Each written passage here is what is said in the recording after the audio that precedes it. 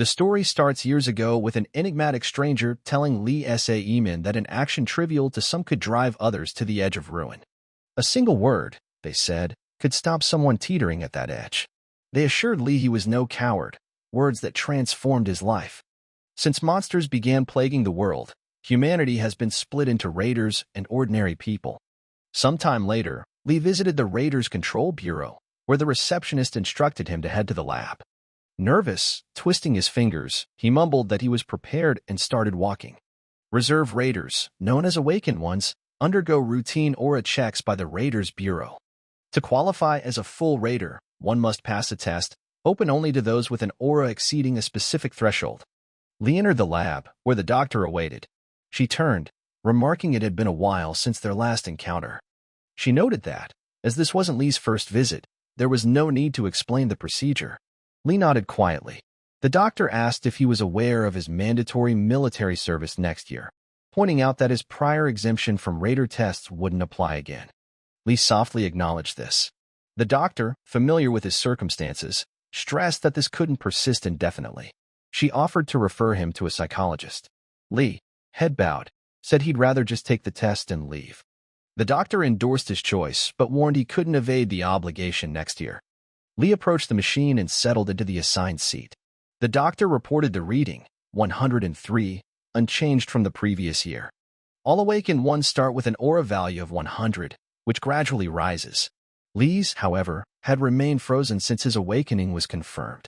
Lee clenched his jaw and trained relentlessly, only to realize he lacked the talent to become a Raider, as his aura value remained stagnant. The test concluded, and the doctor asked him to sign in the designated space. Lee complied. He once dreamed he could achieve his ambitions, but reality had harshly corrected him. Crushed and agitated, he returned to his cluttered apartment, the disorder mirroring his troubled mind. Lee sat at his computer, declaring it a perfect day to dive into games. But then, a peculiar notification caught his eye. It announced that his eligibility was confirmed, urging him to click to access the Transcendent Network. Lee clicked, and a page appeared displaying a leaderboard of contestants, prompts, and special participants. He was baffled by the site's purpose. Scrolling through, he noticed contestants sharing stories, posting reviews, and adopting bizarre titles. Lee chuckled, wondering if people with 8th grader syndrome still existed. Convinced his rational words could snap them back to reality, he began typing. He wrote that it was time to stop leeching off their forebears and to step outside for fresh air, certain his message would prompt them to reassess their lives. Venting his frustration in a single post, Lee turned to the news. He read that Raider on Sungjin was nearing the platinum rank. Lee was incredulous. The article detailed how On Sungjin had single-handedly defeated the Kessia on Mount Bakhan, sealing the beast. Furious, Lee skimmed the comments, where fans gushed over On's brilliance and expressed their admiration. Enraged, Lee slammed his fist on the table, calling it a farce. Once, he and On Sungjin had crossed paths daily. That jerk had mocked him relentlessly. And now On Sung had climbed to platinum. This infuriated Lee, who couldn't stomach such unfairness. He approached the board pinned with his goals and training schedules, snatching one of the sheets. He read it aloud. 300 bench press, 8-kilometer run, 4 push-ups. In a surge of rage, Lee crumpled the paper in his fist. Slumping back at his computer, he muttered that he was a failure. He dropped out of school to become a Raider, only to end up a keyboard warrior, a sofa critic who couldn't pass the qualifying test. As he opened his computer, that strange sight reappeared. Lee couldn't fathom why it kept popping up. Then he noticed a response to his brash message. Someone named Omniscient Kim advised Lee to mind his manners as a newcomer. Signing as unemployed Lee Sa-emin, he began sparring with Kim. Lee claimed he was, in fact, a Raider. Kim inquired if he was referring to people from his dimension, asking his age and whether he was male or female. Lee shot back, asking Kim's age. Kim replied that he stopped tracking his age after 140, adding that age was irrelevant to transcendence. Lee thought the guy was completely unhinged. Suddenly, a message from Grand Mage Ian appeared, stating he'd spend all his points to track down the brat and told Lee to brace himself. Lee burst out laughing, daring Ian to try finding him, saying he'd love to see him try. At that moment, a vivid spark flared behind him. The bright pink spark grew larger, closing in, and a voice abruptly asked what Lee would do then. Lee froze in terror. The spark expanded into a portal, from which a woman's voice asked if he was unemployed. Lee came in.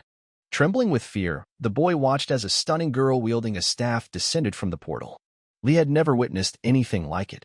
She touched the ground and said she was curious to see what he was made of, and this was exactly what she'd anticipated. Lee let out a terrified scream. Suddenly, the girl summoned roots that ensnared him tightly. The girl asked what he was so angry about. Lee tried his best to get free, but he couldn't. The girl said he was very weak, and Lee asked to be spared. The girl replied that he was no match for the insects. She asked how the hell did Lee get into the transcendental net? Then she lifted him upside down and calling him fatty asked him who he was.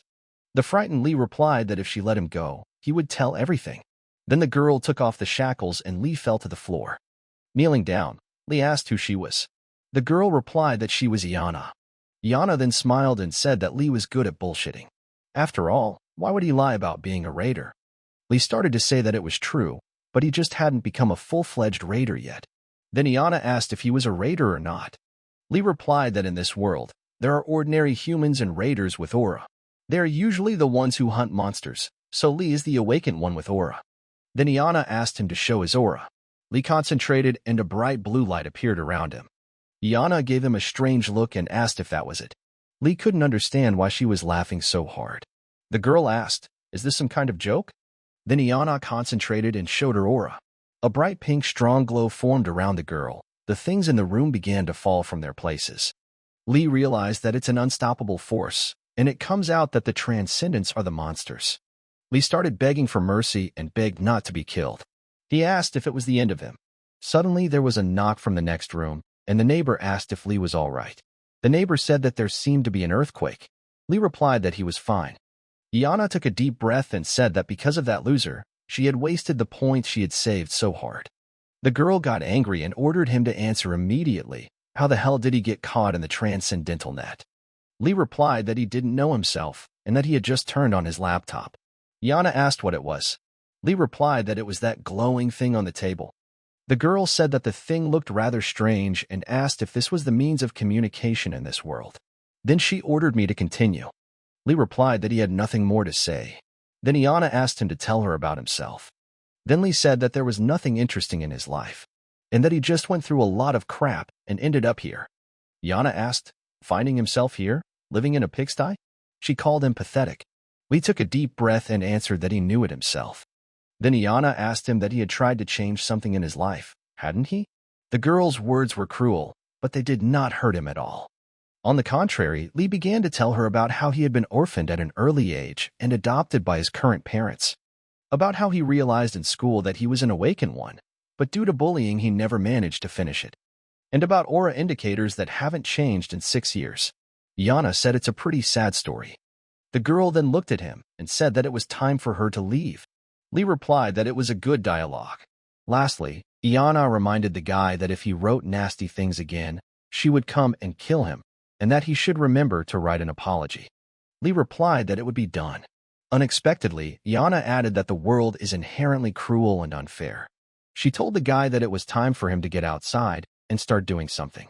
After all, he's a human being and should be living, not existing. A surprised Lee asked the girl if they could see each other again. Iana replied that it was possible if he became transcendent. The girl left, and Lee realized that he had to face his fears. He wondered if he could become a transcendent. Gathering his thoughts, Lee sat down at his laptop and began typing a message to apologize. He wrote to the Transcendent Network sisters and brothers that the unemployed Lee Min was bowing down to them. Since then, browsing the Transcendent Network had become part of his daily life. Lee even noticed that Kayan hadn't posted pictures in a while. Dark Lion Kayan, he was born into a family of a nobleman and a slave girl. After his mother was murdered by an aristocrat, Kayan used his sword skills to become a mercenary. Afterward, he exterminated all the aristocrats and became the most powerful sword master on the continent. Lee had been following his life. He noticed that Kayan had posted a family photo and thought that Kayan and his wife looked something like each other. Lee wondered if he was relishing the family photo, even though he himself had stopped calling his parents. Suddenly, he received a private message. It was Ghostblade Furgen, one of the best sword masters. Lee immediately greeted him. Furgen was surprised that Lee was so quick to respond and said he had a question. Lee asked what the matter was. Furjan wrote that there was a girl who had stolen his heart, and he needed advice on how to get her. Furjan was already like an older brother to Lee. Lee wrote that one should start with an emotional message, like asking her where her wings went. Furjan asked what that meant. Lee wrote that in such a case one should answer that they had mistaken the girl for an angel. In the moment the girl smiles, it should be said that her smile makes his heart burst. Furjan was surprised. Lee wrote, "Then you can't stop there. It would be necessary to press on until she fell head over heels in love." Furjan thanked Lee and wrote that as soon as he gained enough points, he would be sure to visit him. Lee smiled and thanked him. In talking with the Transcendents, Lee noticed one common trait: doership. They never put off what they had to do. They always kept their promises. They didn't look for excuses or run away from their responsibilities. Lee realized that unlike all of them, he was just a slacker. He put his head down and cried. Lee told himself that he needed to face the truth and that he couldn't become a raider. Then he went to the refrigerator and pulled out a bottle of beer, took a couple sips, and plopped down on the bed. He stared at the ceiling, crying and questioning why he had to be given an aura in the first place. After all, he had never imagined anything else in his life besides becoming a raider. He wanted to achieve his goal and prove to himself that he hadn't made the wrong choice. Lee wanted to show everyone that he was not a loser. But it stuck at 103, and that value hasn't changed in 6 years. Lee said he can't even get out of bed. Then, after taking a couple more sips, Lee sat down at his laptop again and wrote a message that he wanted to change. Lee hesitated for a long time whether to send this message or not, and yet he did. After that, Lee passed out. After a while, he woke up and realized that he had fallen asleep at his laptop. And looking at the screen, Lee realized that he seemed to have drunkenly posted some strange entry. Lee began to read the responses to his post. Necromancer Commander Gehert wrote that the most important thing was to go outside. The Dragon Lord Amunkasur wrote that life is short and should be spent in a good way. Furjan replied that he would be sure to visit Lee when he had collected the points. Invisible Killer Dam wrote that in any business the important task is to start, and then it gets easier. Lee was surprised to see such active support. He began to thank them all, and didn't even notice that a portal had appeared behind him. Suddenly he heard that he was the unemployed Lee Sae-min. The boy was startled out of his wits. Lee didn't even dare turn around. He began to speculate who it could be, such a harsh voice, like sharpened metal. Suddenly Lee realized that it must be one of the Transcendents. Suddenly the stranger's hand touched the boy's back. Lee immediately jumped up from his seat. The stranger began to say that he was helpless and depressed. Lee continued to scream in pain, his body glowing with aura. The stranger kept saying that he had a weak will, a cursed constitution corroding his mind and body. Lee couldn't endure this pain. Tears were pouring from his eyes. It felt like a huge number of snakes were simultaneously biting his body. Unexpectedly, Nsong's image appeared and ordered that Lee Sae-min should keep his head down. Lee was trying to resist at this time. The stranger said that it was coming out that Lee hadn't given up yet. Then he added that the guy had a good name. Then the stranger removed his hand, and they found themselves in another dimension. Lee couldn't figure out where they were. Suddenly, the stranger said that he was the best demon hunter of all time, and he thought Lee wasn't weak at all. Afterward, the mysterious stranger said that the world obeyed certain laws. And he also thinks Iana is very strong, but the power of this transcendent is beyond reason. Lastly, the man told Lee to collect points to access the clue board, and he would leave a message for him there. Lee wanted to ask the man a few questions, but before he could get a word in edgewise, he collapsed on the floor of his apartment. Lee stood up and wondered if it was a dream. Then he noticed a scratch on his arm. It was quite painful. All the while, the stranger's words that he was not a weakling were running through his mind. He suddenly felt so at ease. Lee decided it was time to clean up the apartment. He picked up a pile of trash and a mountain of empty beer bottles. Finally, the cleanup was over. Lee looked around and realized that there was now only one piece of trash left in the room, and that was him. Lee realized that he needed to remember his encounter with the Transcendents, and he needed to remember those words. The guy put on his gym uniform, opened the room door, and went for a run, reminding himself that he wasn't a coward. But when he got home, Lee immediately pounced on the chicken wings. He couldn't believe he would be so hungry after a 10-minute run. When he had eaten enough, he suddenly realized that he couldn't do that. So he pulled himself together and decided to run again. In the back of his mind, Lee realized that it would be difficult for him alone. so he decided to turn to professionals. Seeing the announcement on the street, Lee came to the gym. He timidly walked inside and asked if anyone was there. Then, walking a little further, Lee saw a huge, strong man in front of him lifting a barbell with a heavy weight. Lee marveled at what he saw, and suddenly the man said he was seeing him here for the first time. Lee looked a little embarrassed. Then the man asked if he had come to play sports. The guy nodded his head. The man walked over to him, shook his hand, and said his name was Kim Dokbae, and Lee introduced himself as well. Kim said that he knew immediately why Lee had arrived here, as he smelled the odor right away. Lee was surprised. Kim then moved closer to the guy, looked him in the eye, and asked him if he had eaten chicken recently. Lee grinned. Kim then asked if he had decided to start working out today, did some exercises, and decided to reward himself by ordering himself some chicken. Kim said he didn't like that approach. Lee embarrassedly apologized. Kim took the boy's hand and told him that he needed to warm up first, and since he had come here, he should start today. Lee replied admiringly that he was ready. Kim looked at him carefully and said that it looked like Lee had played sports before. Lee scratched the back of his head and replied that there was a time. Kim then said he had the basics down and now all that was left to do was work hard on his body. Kim escorted the boy to the treadmill. It was harder than Lee had imagined, and he wanted to stop and walk away. Kim had been standing next to him the whole time and asked if he was having a hard time. Lee replied that he should probably take a break. Kim started yelling to make sure Lee would always remember that once he fell, one must immediately get to his feet. Lee was already screaming in pain. He could no longer walk in a vicious circle. At this time, he was thinking about the fact that he had no aura and there was almost nothing left of his pride. Kim, meanwhile, shouted that even if he felt he was on the verge of death, he shouldn't stop. Evening came. It was finally over. An exhausted Lee told Kim that he was definitely on the verge of death. Kim laughed and said he would be waiting for him tomorrow. Lee looked surprised, and Kim called him a tough guy. Lee thanked him and went home. For the first time in a long time, he felt the long-awaited taste of accomplishing something. After getting home, Lee wrote a post about how today he took the first step toward his dream. Then he remembered the top demon hunter telling him to look at the clue board. However, a notification came in that he was not allowed access to the clue board due to insufficient points. Then the guy started to think how he could earn points. The system sent him a notification that he needed to complete a quest and lose his weight to 100 kilograms or less.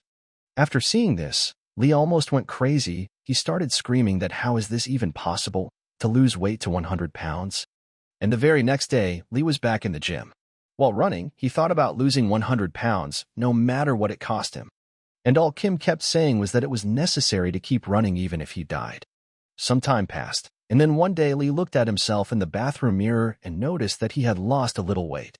A smile appeared on the guy's face, and he decided he was going to do some interval training today. Surprisingly, while jogging, a strange girl spotted him and thought this guy was jogging here again.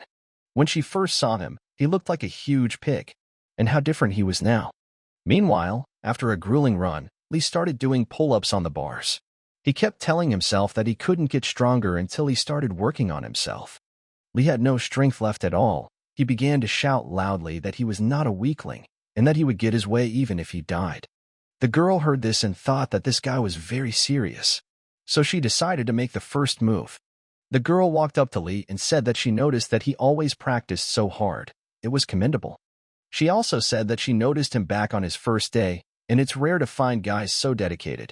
In response, Lee only nodded approvingly and said he had to go. He didn't even plan to continue this dialogue. Getting that, the girl got angry and thought why the hell did she even talk to him in the first place. Meanwhile, Lee realized that this girl reeked of raid. The smell was faint. Lee assumed she had at least a blue tag.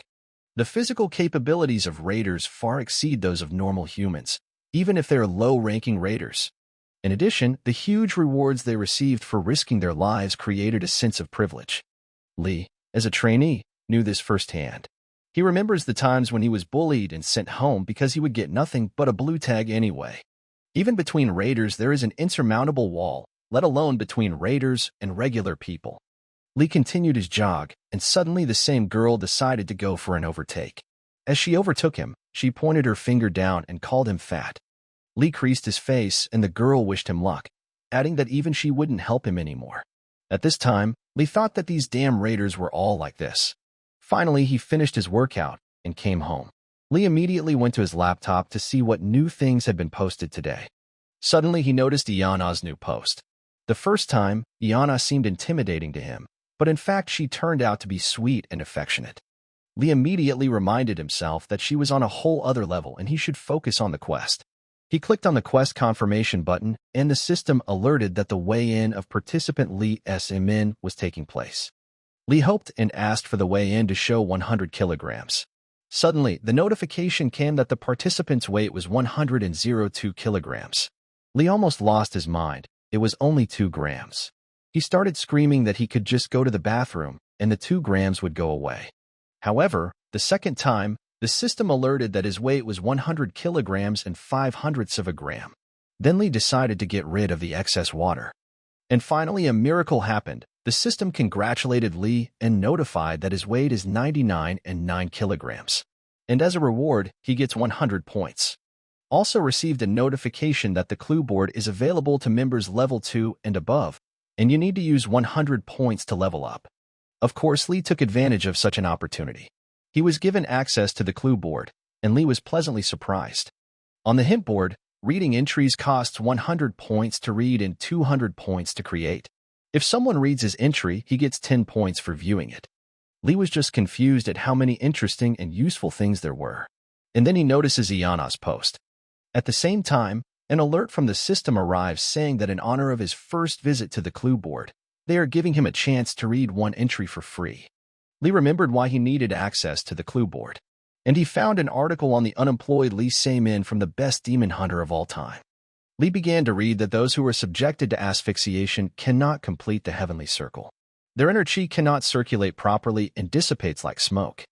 And if you learn the right techniques, it is possible to get back into the cycle, and then you can get out of this state. Lee read each line carefully, and tears came to his eyes at finally coming to a realization. It went on to say that the best hunter of all time was passing on the supreme divine art he had created to Lee. And Lee should pay his respects and follow the following instructions. Lee sat down on the floor and bowed and began to thank the best hunter of all time. After reading further, Lee realized that the name of this divine art, Great Mercy. And now he realized that all this time he had seen the aura as a tool of control and power. However, the best demon hunter of all time treats the aura as something alive. That was exactly the answer. As time passed, Lee diligently continued his training. He realized that great grace was very challenging. Lee was willing to make a similar decision hundreds of times, knowing it would help him change. He sat on the bench and tried to focus his aura. Lee realized he needed to focus. The boy decided to picture himself threading the thread through the eye of the needle. Then he tried to remember the words of the best demon hunter of all time. He said that the aura flows through the body like water, spreading everywhere as if taking root.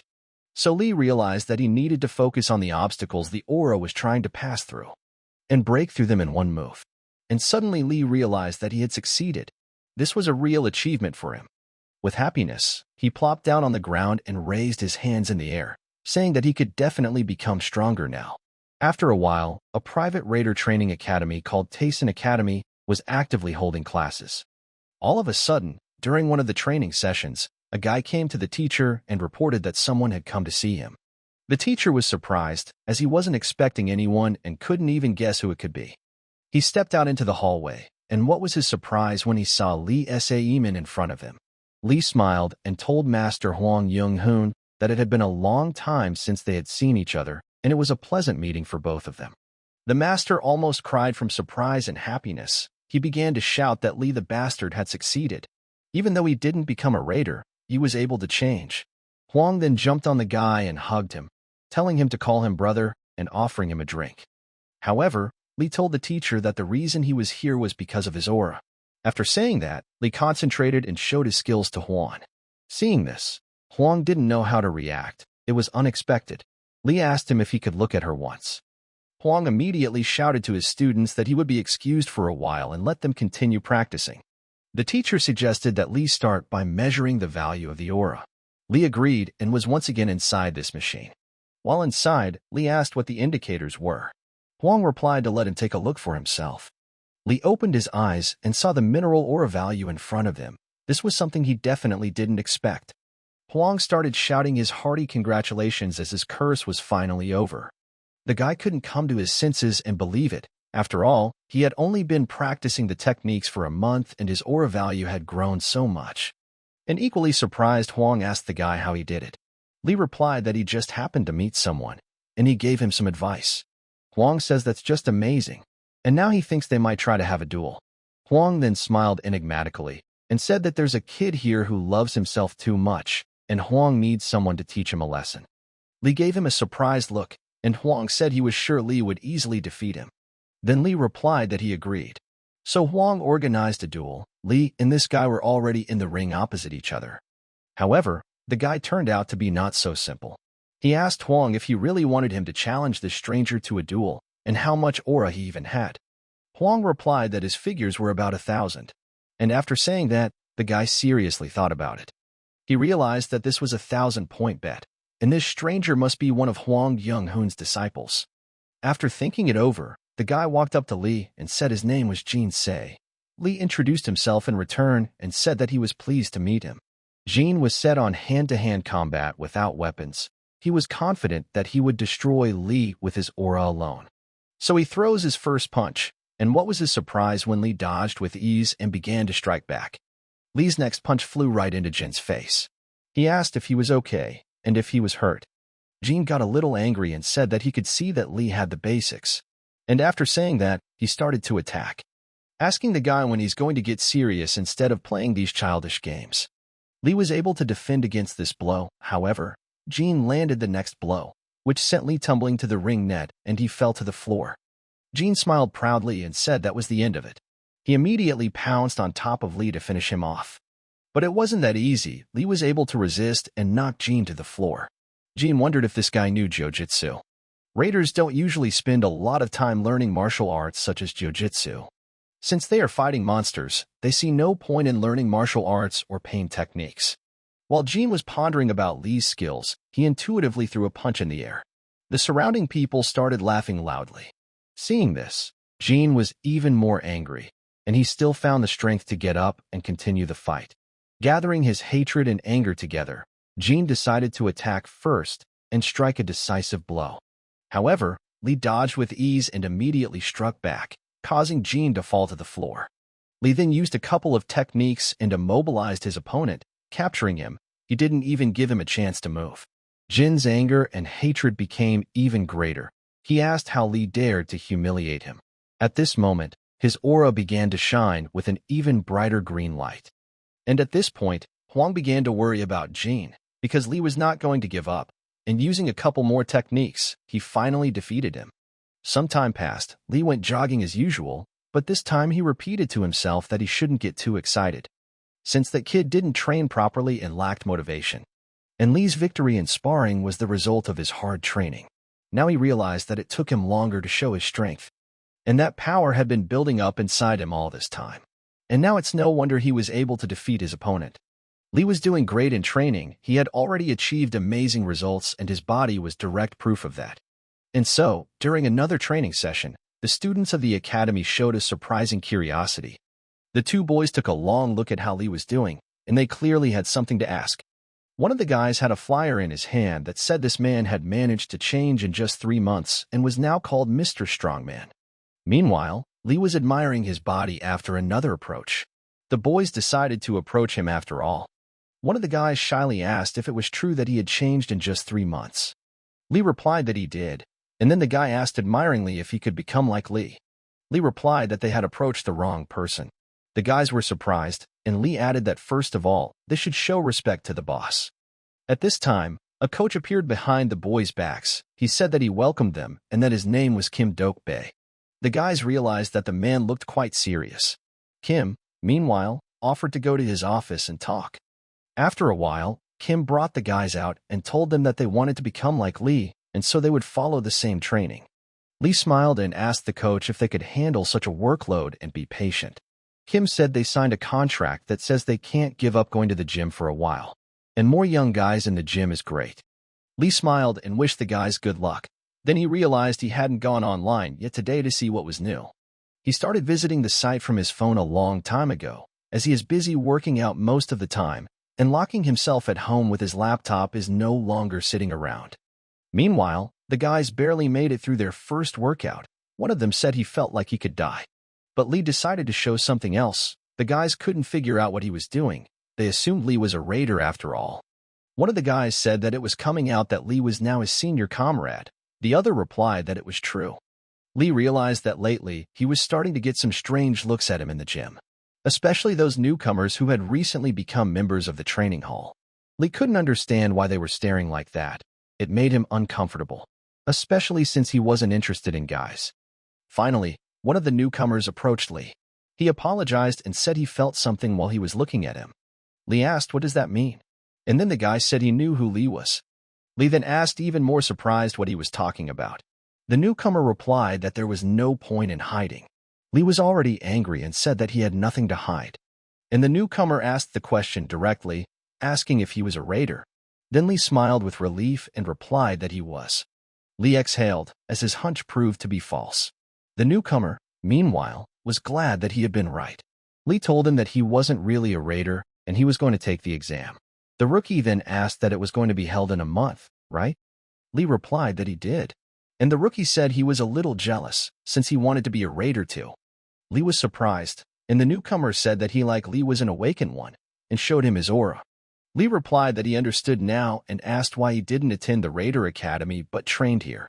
The boy replied that his parents thought it was dangerous to become a raider, so he would wait until he was of age, but in the meantime he would concentrate on his studies and build up his physical strength. Then Lee told the kid that among the raiders, there are many who bloom late. And to become a raider, you need not only aura, but also time and effort. The rookie replied that he just had to become a raider. Lee then asked why that was so. The guy replied that it's pretty obvious, as a raider is the coolest profession, ranked #1 in a survey of elementary and middle school students' career aspirations. Lee then asked if he knew how to control the aura. The boy replied that he understood a little about how it worked. Lee asked him to demonstrate. The guy was scared at first, but still dared to do it. Lee looked at it and said he did great and asked if someone helped him with it. The boy replied that he had watched a lecture by Raider on Sungjun. Lee responded that he did well and advised him to keep practicing as controlling the aura is very important. The guy replied that he understood, at which point Lee told him that he was a bright kid and he hoped they would meet again at the top. The guy was genuinely happy about this and thankfully from the bottom of his heart, promising that he wouldn't give up either. Lee smiled and thought what a great feeling this was. But after a second, he immediately reminded himself to cheer up. Lee then went home and sat down at his laptop to log onto the net. He read the cool title, Authoritative Fighter, and told the best demon hunter to wait a little longer. The clue board was very helpful in learning new skills. Lee decided to read new discussions online. Ghostblade Furton wrote that he was currently busy because of a relationship, and Grand Mage Iana asked what other relationship he could have with that face. Lee chuckled and said that it was business as usual on the net today. Then he hesitated and said that after he finished here, he was going to do a little research to qualify as a raider. However, he didn't know if the in-depth part of the test would be randomized this time, so Lee decided to look for information. The cherry on the cake of the qualification exam to become a raider is the mandatory in-depth part. Lee read in the news that the advanced portion of the exam was once again truly historic. Every year the tests are always different, and no one knows what to expect. Even after successfully passing the written test, the aura and martial skills assessment, it was not uncommon to fail the last stage, the in-depth test. Lee remembered that last year it was a debate. He didn't understand how the hell the debate would benefit the raiders at all. Wasn't it enough that raiders were good at fighting and killing monsters? Lee found an advanced placement test prep book online. He chuckled and couldn't figure out if anyone was really spending money on this. Not a minute later, Lee was already on the phone asking how much the fee was and if the information was accurate. He then asked if they knew anyone from the association and asked them to send him the account number. Lee finished talking and thought that this would probably be enough, and pretty soon the whole world would recognize Lee Saemin. After a while, Lee was practicing outdoors again when he suddenly smelled some strange odor. When he turned around, he noticed the same girl and she looked at him. Then the girl ran up and asked him that they knew each other. Lee tried to hide, but it didn't work. The girl said admiringly that he had lost so much weight that she hardly recognized him. Lee asked her to stay out of his way and ran on. Then the girl said that she apologized for being rude last time. Lee gave no response, so the girl decided to introduce herself and said her name was Kim Sung-ha. Out of politeness, Lee also introduced himself. Then the girl asked if he was a raider. The guy replied that he was just about to take the exam. Kim wished him luck and informed him that she would be there too, coming to support the newcomer on their team. Lee strained a smile and replied that he would look forward to the meeting. Kim wondered what that smirk was about, since the newcomer to her company was a real ace. Lee then asked if she wanted to argue. Kim responded by asking what he meant. And then Lee offered to see who would win out of the two of them, him or the newcomer from her company. But it's not that simple. Lee clarified that the winner gets the wish, and the girl replied that in that case, no rejections. The girl was surprised, since not long ago he was just an ordinary piece of pork, and now he was making a fool of himself. And so, here comes the day of judgment. 7 a.m. and 50 minutes, Lee, like so many others, stands at the entrance to the exam center. Lee stood there thinking about the transcendent network brothers and sisters believing in him. Suddenly, he noticed that kid. Lee had clearly decided that he couldn't fail after all he had been through, and he would definitely make it through. And so Lee is already in the classroom preparing for the first part of the exam, the written test. He had heard that the difficulty of the written test had increased from this year. In paying attention to the assignment, Lee realized that it looked quite difficult, and there were many trick questions. But Lee was also well aware that hard work was worth the blood and sweat. He began to read the questions carefully and found suitable answers. Lee repeatedly told himself that he could handle everything, and looking around, he noticed that the others were having a hard time. And then the realization came to him, if the first part is so difficult, what awaits them in the in-depth test? Suddenly, the controller announced that it was time to finish, and everyone needed to put their pens away and raise their hands above their heads. Also, anyone moving from this point forward will be instantly disqualified. Lee clearly followed all the instructions and noticed that the guy sitting next to him was trying to finish something else. And at the same second the energy lightning attacked the guy, it was like he was tasered, and the controller said he warned about it. Eventually, 3 people were disqualified and asked to leave the premises. Lee noticed that the controller had a gold stamp. The controller addressed everyone and said that for the raiders, who put their own lives on the line, discipline is everything. And if anything goes wrong, the slightest misstep, and the whole team is jeopardized. And the rules are meant to be followed. Since no one likes the raiders who don't play by the rules. After this speech, he wished everyone good luck. Meanwhile, Lee sat quietly in his seat and unwittingly witnessed someone else's conversation. The guys discussed that the test was quite difficult. Some were worried about failing the exam, and some were worried about the meaning of aura. Meanwhile, Lee was telling himself that the test was indeed difficult, but he didn't think he had failed.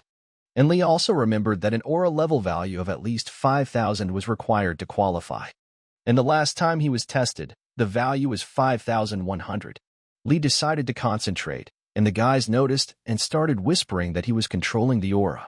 Lee closed his eyes at this moment and repeated to himself that he should try to clear his mind and relax, and then he would succeed. But it wasn't that simple. Ominous images of being drafted into the army kept him on his toes. Lee then decided to follow his mentor's words.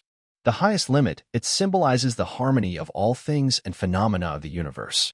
Yin and yang, heaven and earth, as well as primordiality, accessibility, gentleness, and righteousness.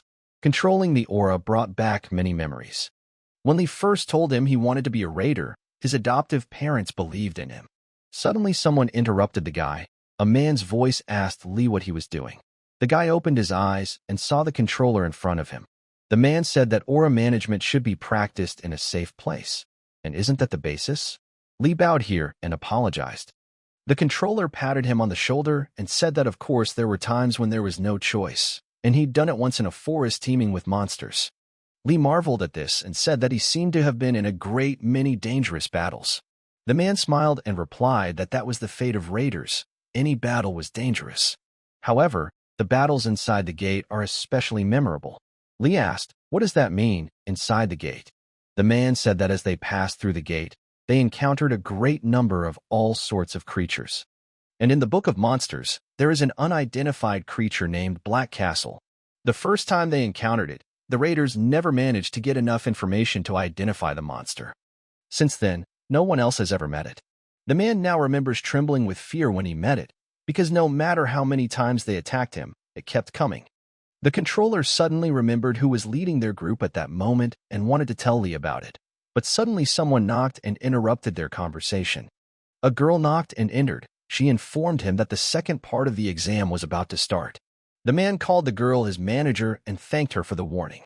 He then told Lee that the next stage was about to begin and it was time for him to head to the second floor. Lee thanked him for such a fascinating conversation, and the man replied that he hoped he would have great results. After a couple of minutes, Lee arrived at the appointed place and said that he was here to measure the aura value. The kind girl asked him to wait here. Lee stood in line, and suddenly there were shouts of admiration, someone shouting bravo. Lee didn't understand what was wrong. Then Lee decided to ask a passing guy what happened there. And the guy replied that the person who had just measured the aura had surprised everyone. Lee asked for more details, and the guy said that it was a girl, and the value of her aura exceeded 30,000. Hearing this, Lee didn't know how to react. He just couldn't believe it was even real. 30,000. Lee stood in a stupor.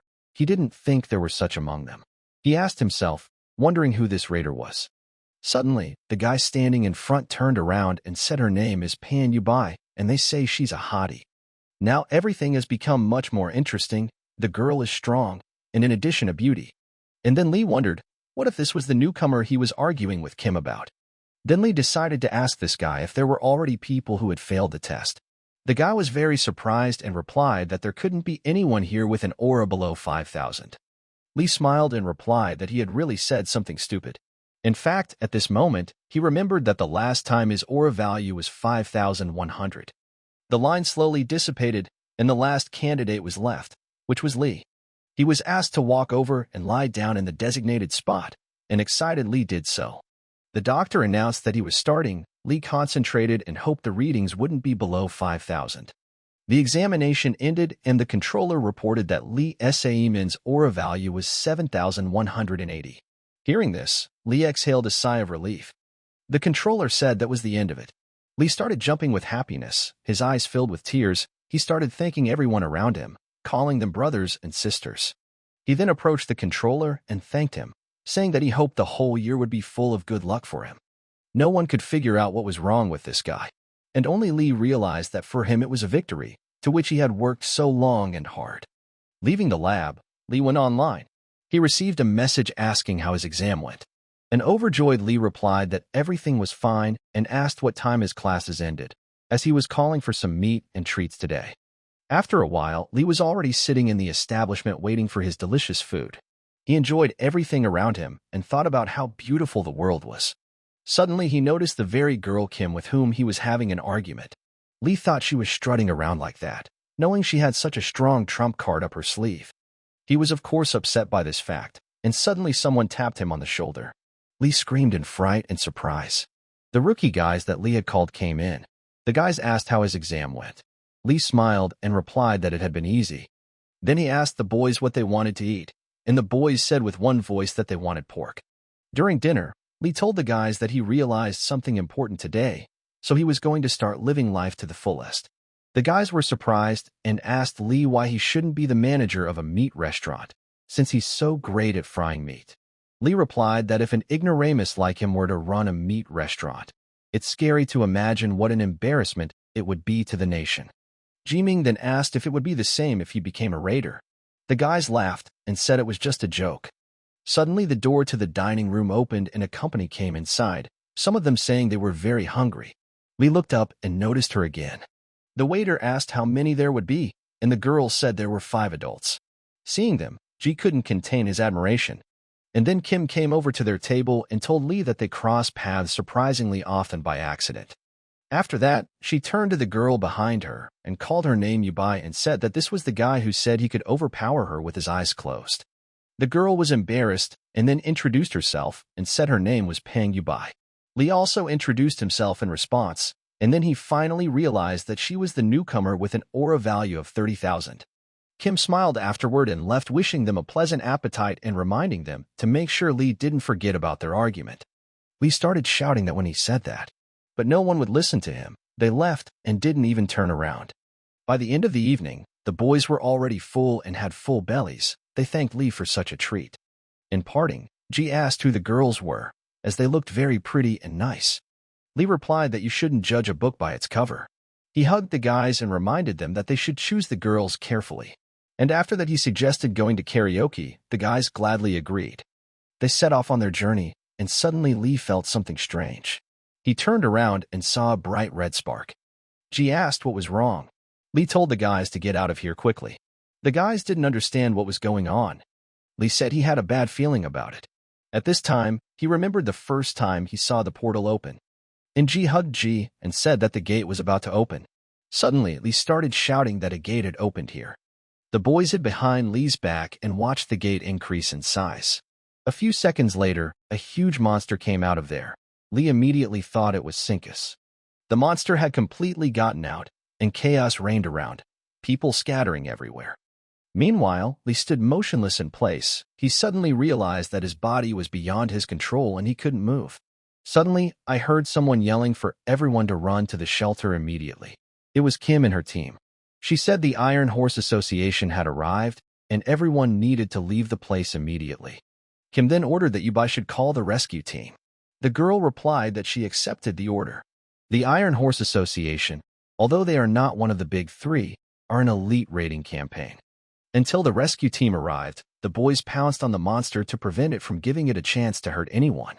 Kim was doing well, and suddenly several more pest monsters under System Number 8, called Jorg, appeared out of the gate. The girl noticed the monsters scattering in different directions and ordered them to block them. Monsters began attacking civilians. Reinforcements were urgently needed. At this time, Lee was still standing still. He realized that he had to go and help. After all, he had trained hard for this. Lee was angry with himself and began screaming at his body to finally start moving already. And while he stood still, Ingji very bravely protected the civilian and managed to fight the monster away from him.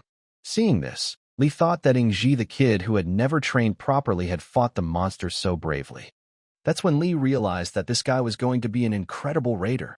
But suddenly, right in front of Lee's eyes, a monster bites Ingji's shoulder. After this, Lee could no longer stand still. He immediately rushed towards his friend, anger and rage engulfing him. As Lee ran, he concentrated his aura and prepared to strike. With one blow, Lee threw back the monster without expecting it himself.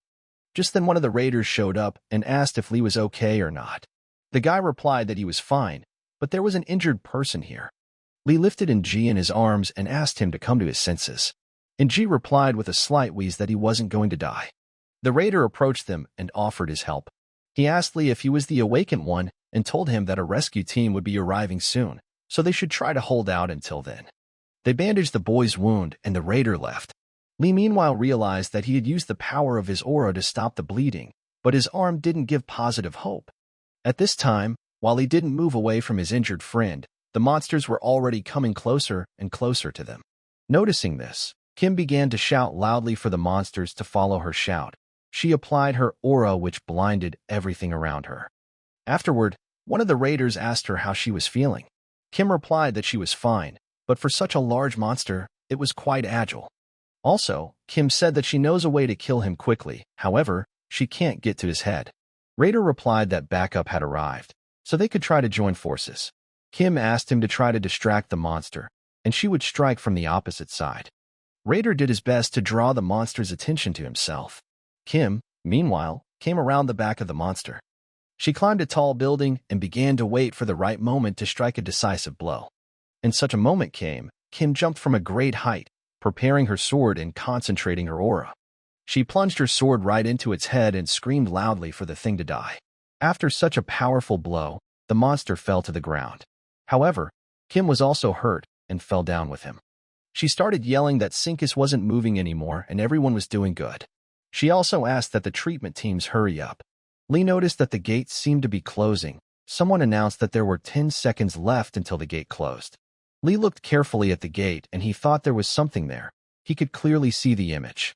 And after looking a little closer, Lee suddenly realized that it was a catastrophe-level monster whose system number is 1, called an orc. The gate closed, and Lee realized that that monster was staring at him intently from the gate. At this time, Ingji was trying to say something. Lee asked him how he was feeling. Ingji replied by asking how the man he protected was feeling and if he was alive. Lee replied that he was the reason the man was still alive. Ingji smiled and said that although he wasn't a full-fledged raider, it was the least they had to do. Lee said he was absolutely right. The next day came, and Lee started the day with training as usual. The place where the gate had been opened began to be rebuilt, and life returned to normal. However, the battle with the monsters was not what Lee had imagined. He realized that if it hadn't been for Kim and all those people who happened to be near them, he might have died. Evening came and Lee still continued to torture himself with his workouts. He hadn't stopped once all day. During this, Lee only recalled the events of last night.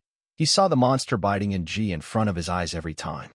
So Lee tried to hurt himself with training to feel the same things he couldn't save his friend from. Suddenly, the coach walked in and told Lee that it was time for him to go home. Lee replied that he hadn't noticed that it was so late. The coach realized something was wrong, so he offered him a shot. Coach told Lee that he was very sorry for what happened to Ng. Lee asked if the coach knew that he was an awakened one. The man replied that he was also aware that Lee was taking the exam. Lee said that he did. He decided to share with his coach and said that when he first encountered the monsters, his body went numb. Saying these words, clenched his teeth, Lee drank a shot and took a deep breath. It was difficult for him to talk about it. But still Lee continued and said that while he was fighting fear, the monster injured Ng. The coach was silent and listened intently to the boy. Then Lee asked him if he thought someone like him could become a raider. The trainer sighed heavily and told him that before he opened the gym, he had been a professional boxer. Lee was surprised by that. The trainer said that of course he was older now, but he used to be very agile. Lee jokingly asked that he must have knocked out his opponents with a single knockout. The coach smiled and replied that there was a thing, and then continued his story by saying that eventually something happened. There was one young man who passed away right during the fight, and after that incident, the trainer could not return to the ring. So the coach asked Lee why he thought he was telling him this story. Lee asked, "Why is that?" And the man replied loudly that enough with the self-pity. What's past is past, and you can't lock yourself in a room and whine about the mistakes of the past for the rest of your life. Lee replied that he wouldn't do that, and the coach told him that nobody is perfect and sometimes people make mistakes. And yes, everyone regrets what they've done, whether it's him who delivered a vital blow to his opponent without knowing it himself, or his opponent who was aware that things could end badly but failed to stop in time. And of course, everyone feels fear, but no matter what, they have to keep moving forward. After these words, Lee and the coach had another drink each. Then the coach asked Lee, if he from the past and he from the present were to collide, would he win? Lee replied that he thought he would have won from the past, and the coach said that Lee didn't understand anything. Because in the past, he was much smaller than he is now. And of course, he's not going to be throwing punches now. However, the coach feels he has gotten stronger not so much physically as mentally. He then patted Lee on the back and said that he would make a great raider. Lee took another drink and said he would, and he would do everything he could to make it happen. Time passed. One fine morning at Taesong Academy, Lee was on the battleground. The teacher asked Lee who he preferred as an opponent. Lee said that he hoped for him. However, he immediately said that he wanted to see Jorg in front of him. Lee concentrated his aura and the system created an image of a Jorg. The boy prepared for battle. The monster started to attack. It pounced on Lee. However, Lee immediately blocked its attack. And after that, with a single swing of his sword, he chopped the monster into pieces, leaving it no chance of survival. Now Lee realized that the Jorg was weak. He thought, how come he couldn't attack this monster back then, and just stood by? At this time, the teacher shouted for Lee not to be frightened and not to let anger overwhelm him. He asked if Lee was ready to continue or not, and Lee said he was ready. Lee concentrated his aura and told the teacher to put Shinkus on him this time. And within seconds, the system generated an image of Shinkus. Lee readied his weapon. The guy decided not to wait for the monster to attack him first, so he sprinted around and started attacking it. Lee made his first strike with his sword and scratched the monster. A blue liquid resembling blood began to ooze from the wound. After being wounded like that, Shinkus became angry and his eyes shone with a bright red light. Shinkus attacked the guy, but Lee managed to dodge and crawl under his legs. He concentrated his aura and began to repeat to himself that by combining his body and thoughts, he would obtain Xingyiquan. After saying those words, energized with energy and aura, Lee struck with his sword, shattering the monster's body. Lee realized that the more he honed this style of martial art, the more he began to understand his way of thinking. Lee exhaled, but the picture of Ng bravely fighting off the monsters reappeared before his eyes. Right now, his greatest dream was to go back to that moment again to set things right and come between the monster and Ng. At that moment, The system alerted that Sinkis had entered the second phase. With all the anger he could muster, Lee concentrated and destroyed the monster with a single blow. The next day came. On a beautiful sunny morning, Lee came again to the Raiders' bureau for the second stage of the examination. This time the venue for his exam was the Coliseum. A huge queue had already gathered at the entrance. Everyone around him was wearing equipment, Lee included. His vest had the serial number 13 on it. The boys stood in line to receive their weapons, and finally the turn came to Lee. The man asked what weapon he wished to use, and Lee replied that he preferred a sword. After receiving the sword, Lee thought that even though this was a training center, why did the props look so shabby? Everyone was standing around waiting for the exam to start already. Suddenly, number 137 said, "Is it really Yunhu, who has the platinum mark, who will be the proctor for today?" A young guy appeared on the stage. He walked up to the microphone and started saying that he congratulated everyone who had passed the first stage of the exam. And now he's going to talk about the second phase, which is the evaluation of combat training. Yunhu explained that their armor was equipped with sensors that would count their opponent's fatal hit on them, after which their movements would be immediately restricted. The task of the examinees is to neutralize as many opponents as possible.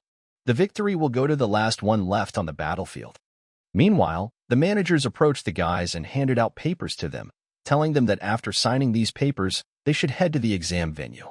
All the participants listened carefully and followed the instructions. Yunhu wished them good luck and said that they would see each other on the battlefield. Having signed the necessary documents, the guys came to the field. Someone announced into the microphone that there were 5 minutes left before the exam began. Meanwhile, Lee was thinking about whether they needed to pick their own seats, and if so, it was better to stand aside. He got away from the crowd, and suddenly it was announced that the exam was starting. Suddenly, number 222 came up to Lee and asked why he was standing there.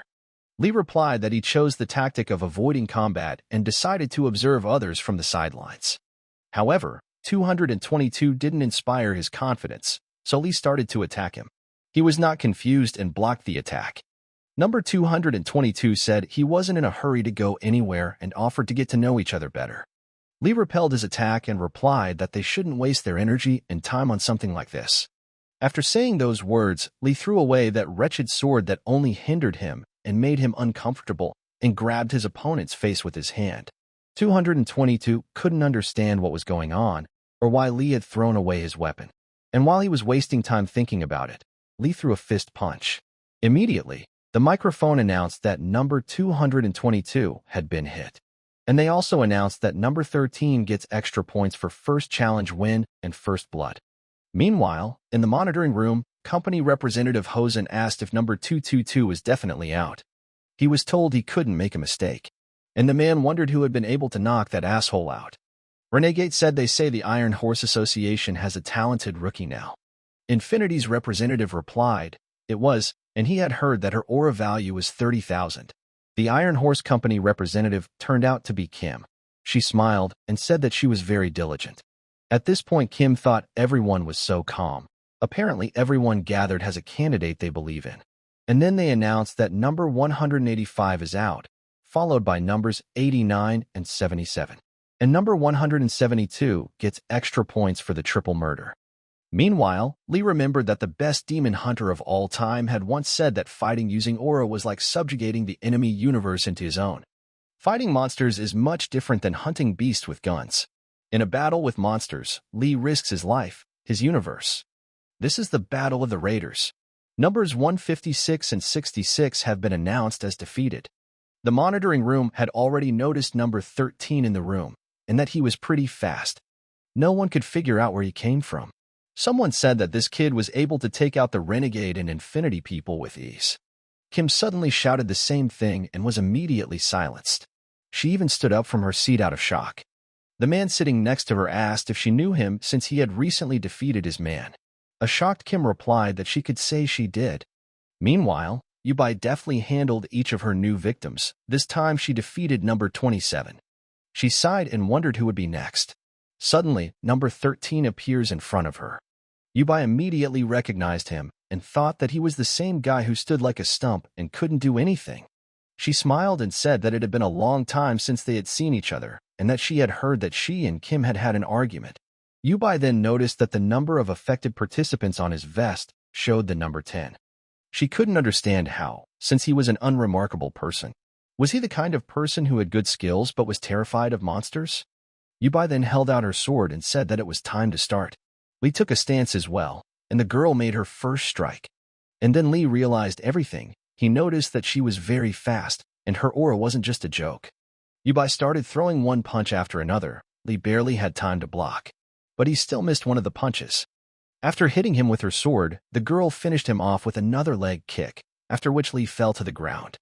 However, he immediately rose to his feet. Yubai thought it was amazing. He was losing but still continued to attack. She assumed he had an advantage over her in skill. She didn't like that thought at all. Therefore, Yubai decided that this is not the way to go. The mere thought of someone better than her makes her howl with anger. She pulled out a strand of her hair, and her aura glowed with a bright red light. Now she thirsted for blood like a monster. Lee remembered the sword that conquers demons. The meaning of the word has a hieroglyph meaning hidden. It turns out there's a demon hidden somewhere inside the sword. The sword keeps the demon inside, completely subjugating it to its master. Therefore, a skill holder could possess the same bloodlust as a monster. Lee realized that her aura was truly incredible. He didn't know exactly how she had managed to manifest a bloodlust like a monster, but he was sure that she had seen his fear of monsters that day. Lee took a step forward, and YB said that he had changed. Lee told her that he was the kind of guy who could be fixed quickly, and he had nowhere to run. The girl smiled and concentrated her aura and ran towards the guy. Lee too prepared his aura and ran towards him with an attack. Suddenly, it was announced that the test was over. From attacking each other, Lee and Yubai were thrown off in different directions. They couldn't understand what had happened and why the trial was over. They also announced to make sure all injured people follow instructions on how to seek medical attention. Meanwhile, Lee lay on the ground and thought about the fact that he was alive, and that it was really over. And now it was time to pass the last stage of the exam. All those taking part were escorted into the auditorium.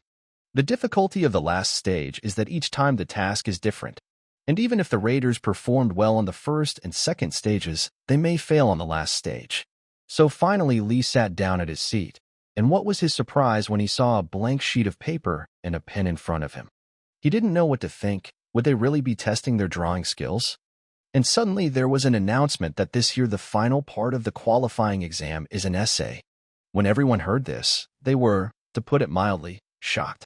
Then it was said that no one should get up and move around before the exam started, otherwise they would be disqualified.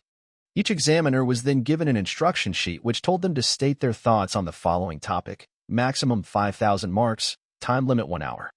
It is necessary to describe in detail why each of them decided to become a raider and what in their opinion is the main mission of the raiders. Many of the boys were saddened to hear this. Some could not write. Some had not read books for so long that they could hardly express their thoughts. After a while, the examiner was reading an essay by one of the guys. It said that after he came across a video of the famous raider Hansu, he decided to become one too. The checker called it corny. The next essay said that when he was a kid, a gate suddenly opened in front of him and a random raider saved his life, and he's wanted to protect people ever since, too. The reviewer said it was boring. As Lee wrote his essay, he recalled the exact moment when he began dreaming of becoming a raider. Always when Lee thinks of the raiders, he remembers him. He remembers him stopping on Sungjun during another round of bullying. He was always hurting the weak. When Lee tried to stop him, On Sung said it was none of his business. Lee was well aware that yes, he was an orphan, but by the time he had come to terms with being alone, he had been adopted by his current parents. His mom and dad saw their calling in raising him. They didn't always say they loved him, but Lee could feel it. His parents asked him what kind of person he wanted to become. His father told him that all people came into the world for a purpose. One day his parents sat him down in front of him and started a conversation about how maybe their purpose in life was to raise him. This conversation Lee didn't quite understand at the time. Perhaps they were trying to protect him, because shortly before that, Lee had learned that his biological mother had died. After reading the letter with this information, Lee threw it in the trash. It didn't matter anymore. After a while, his parents brought Lee to the Raider Academy. His mother asked him to eat well and try not to get too involved in training. And his father asked him to live up to his name. Lee asked what that meant. Then his father said that SAE means peace and Min means people. So his father asked him to become a raider who helps people. Lee bowed and said that he would definitely do that. He thanked his parents for raising him. Suddenly, the notification sounded that there were 5 minutes to go. Then Lee took the pen in his hand.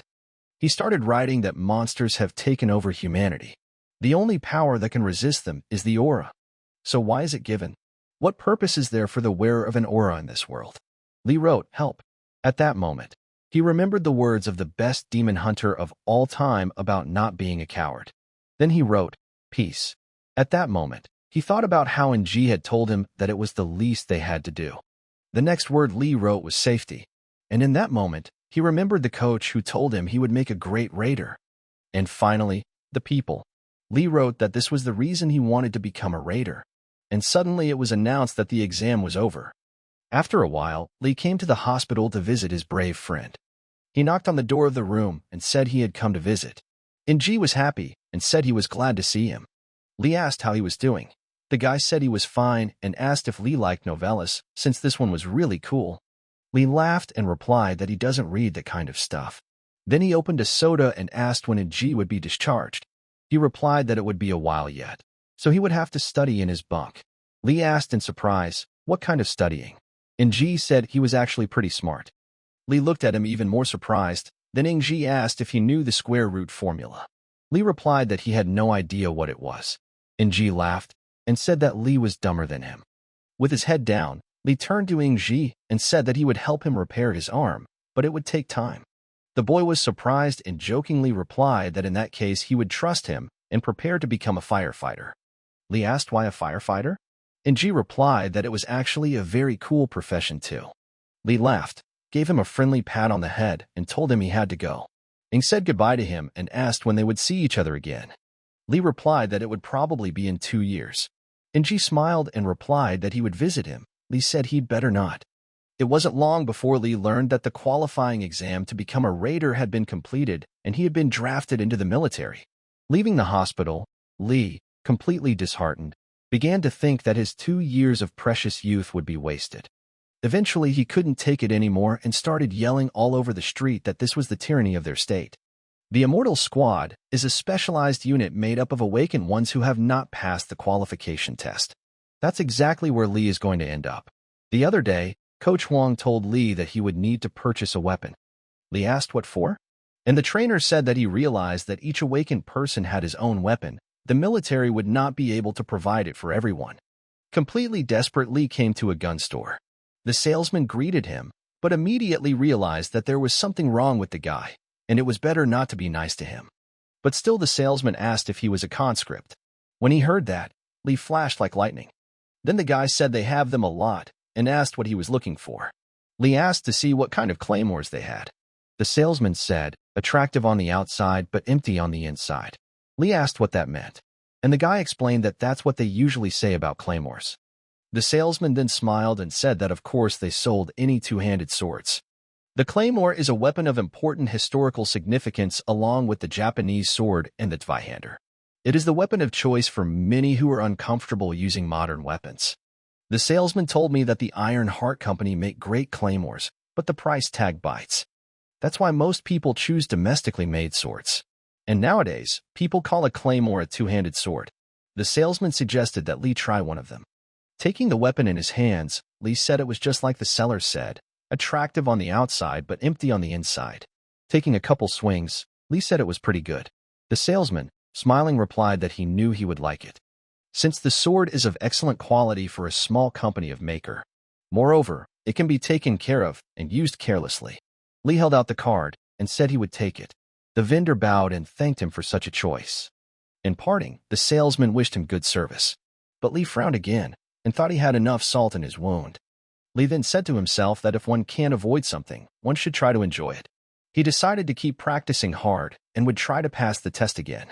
Lee held his head high and said that he was born to achieve his goal and it was time to move forward as he had a lot of things to do. After a while, near the demilitarized zone, Yun Wu-jae, the Special Forces Corporal of the Immortal Squad, was shouting at the entire department that this guy was a complete nutcase, and that they had enough assholes like that. He then asked Lee where he had seen soldiers buying guns. Lee apologized. The corporal asked who had encouraged him to bring his weapon. Lee replied that an acquaintance had suggested it.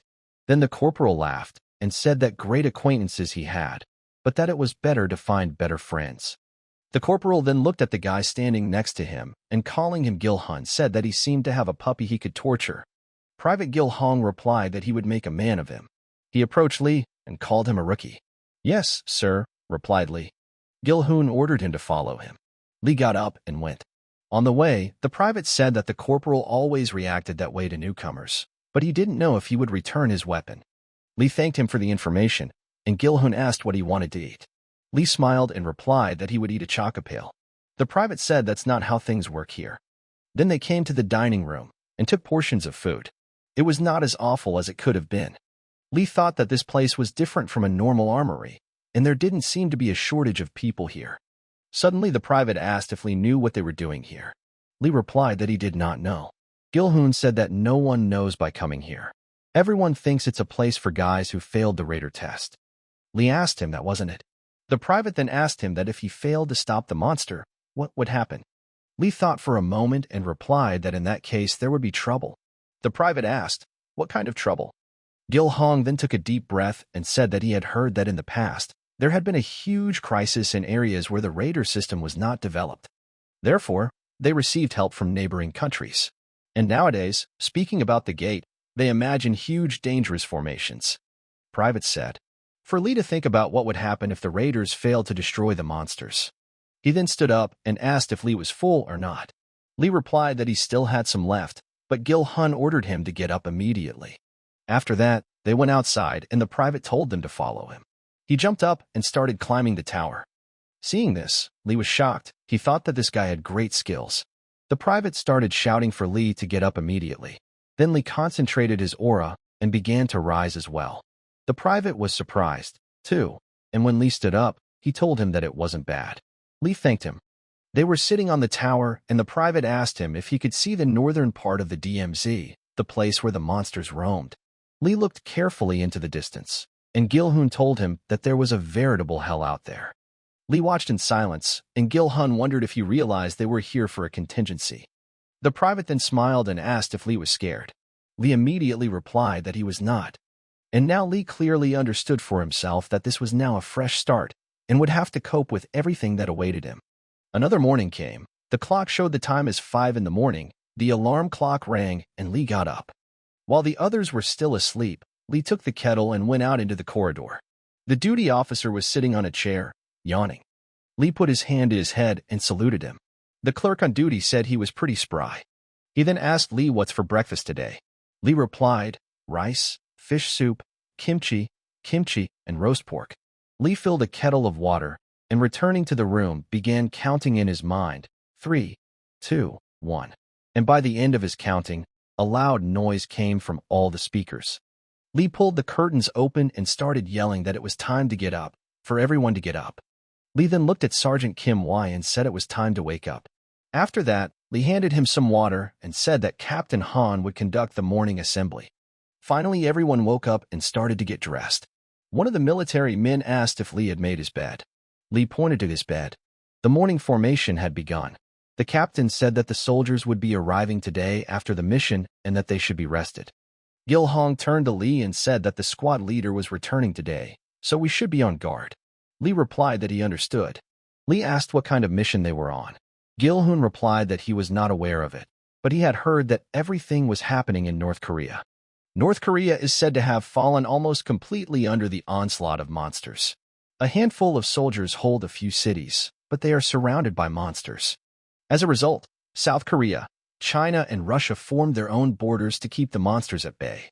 They helped the North in slaying monsters and the South in defending against attack. That's the mission.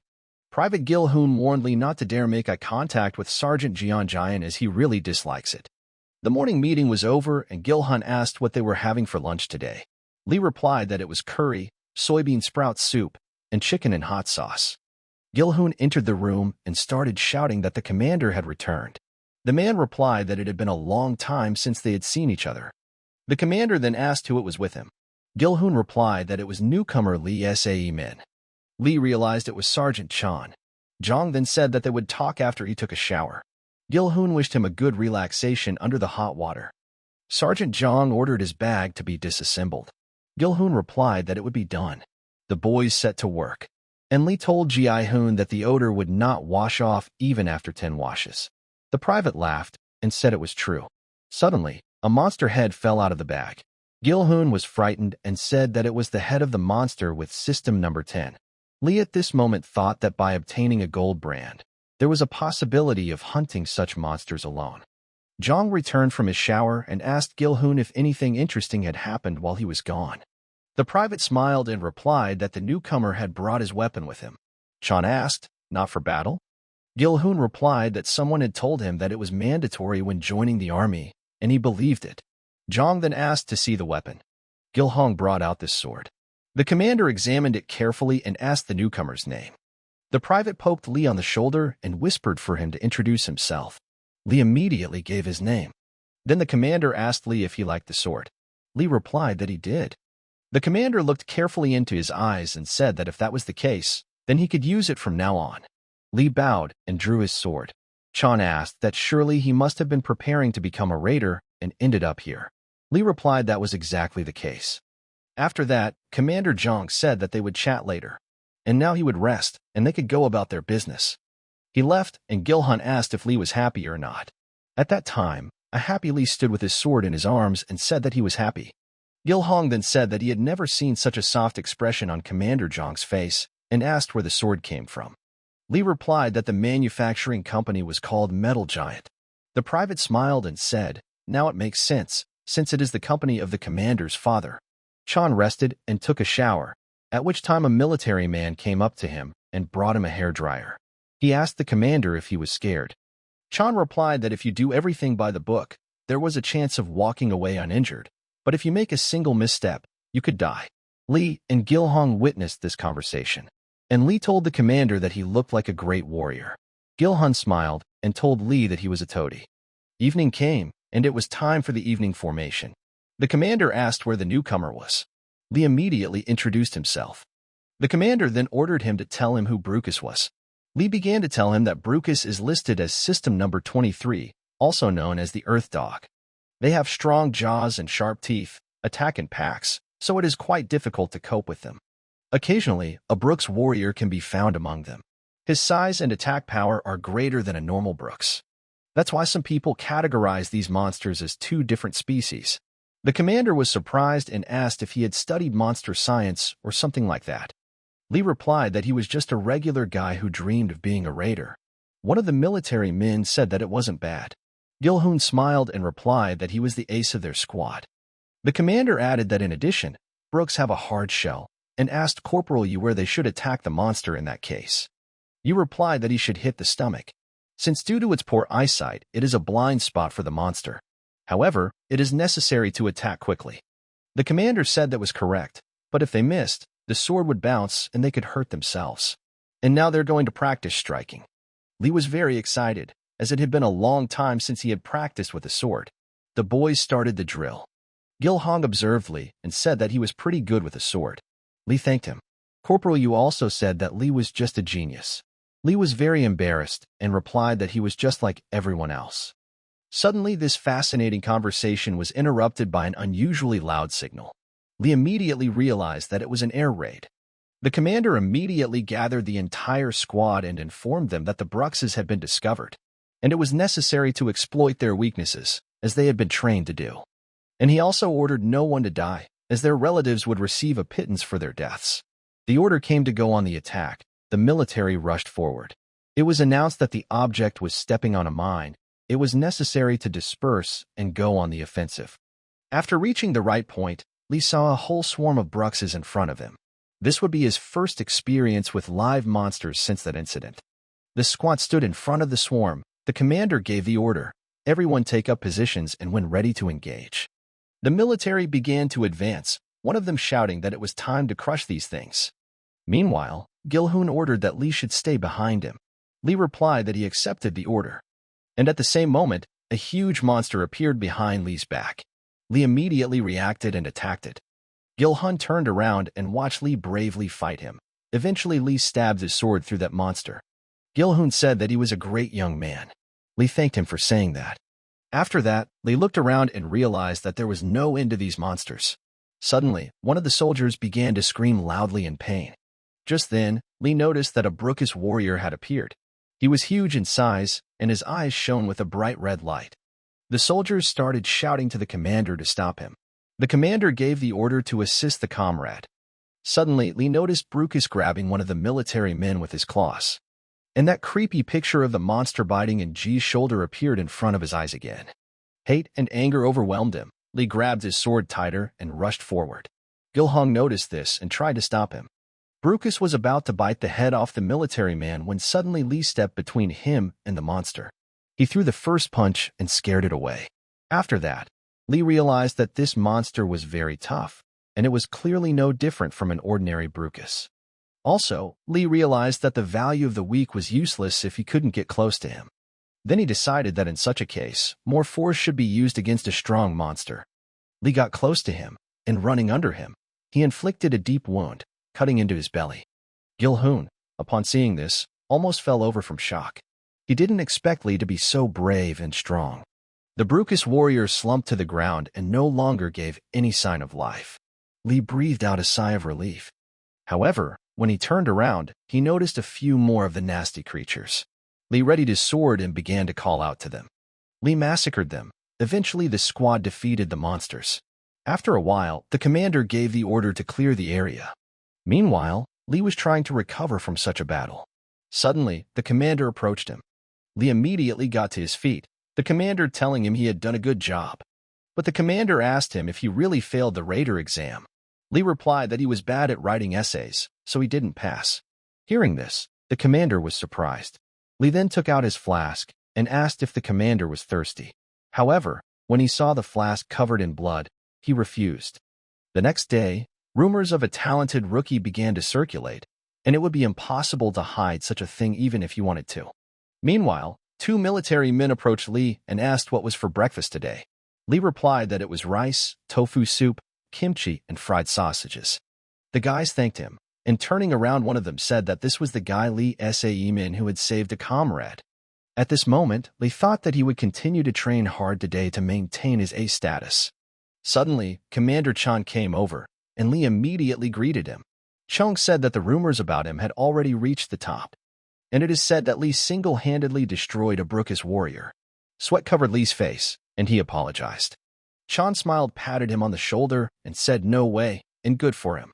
Chan then walked forward and told Lee to follow him. Lee could not understand what was happening. Chan led him to the training ground. He gave him the sword and told Lee to hold it tightly. Chan then asked if Lee had tried sparring or not yet. Lee replied that he had practiced it before. Chan then grabbed his sword and flung himself at the attack, telling Lee to try and block it. Lee blocked one sword strike after another. At this moment, he was thinking how fast he was. Each of his punches is more powerful than the previous one. It feels like he's been practicing over the same technique for a very long time. Chan finished and asked Lee how he felt about it, and suggested this time that Lee should try to attack. Lee remembered and asked the commander regarding the sword. Chan replied that his sword was made where his sword was made. Chan said he has the Model 152, a high-end product of the company's metal giant, and Lee has Model 138, a training sword. It has elegance and power. Chan said that Lee has good taste. Lee thanked him, and Chan said he shouldn't thank him, as he hoped Lee would continue to use him as his weapon. Lee and Zhang then continued their training. Gil-hoon and Corporal Yu watched from the sidelines and discussed that the duel between the recruit and the sergeant looked exciting. Gil-hoon said that Lee was holding up pretty well. The corporal told him it was time for them to leave and not to gawk here. Meanwhile, Lee realized that every attack of Chan was a step towards victory, and if he missed a single blow, he could be on the verge of death. This is a completely different level from Yu-bai. Lee realized that it was simply unbelievable. They finished the fight, and Chan said Lee did well, held up really well. Lee thanked Chan for his work. Chan then asked Lee if he thought Chan would be able to become a raider once he finished his service. Lee replied that it's a given since Chan is incredibly strong. Zhang then said that his skills have improved during his time here.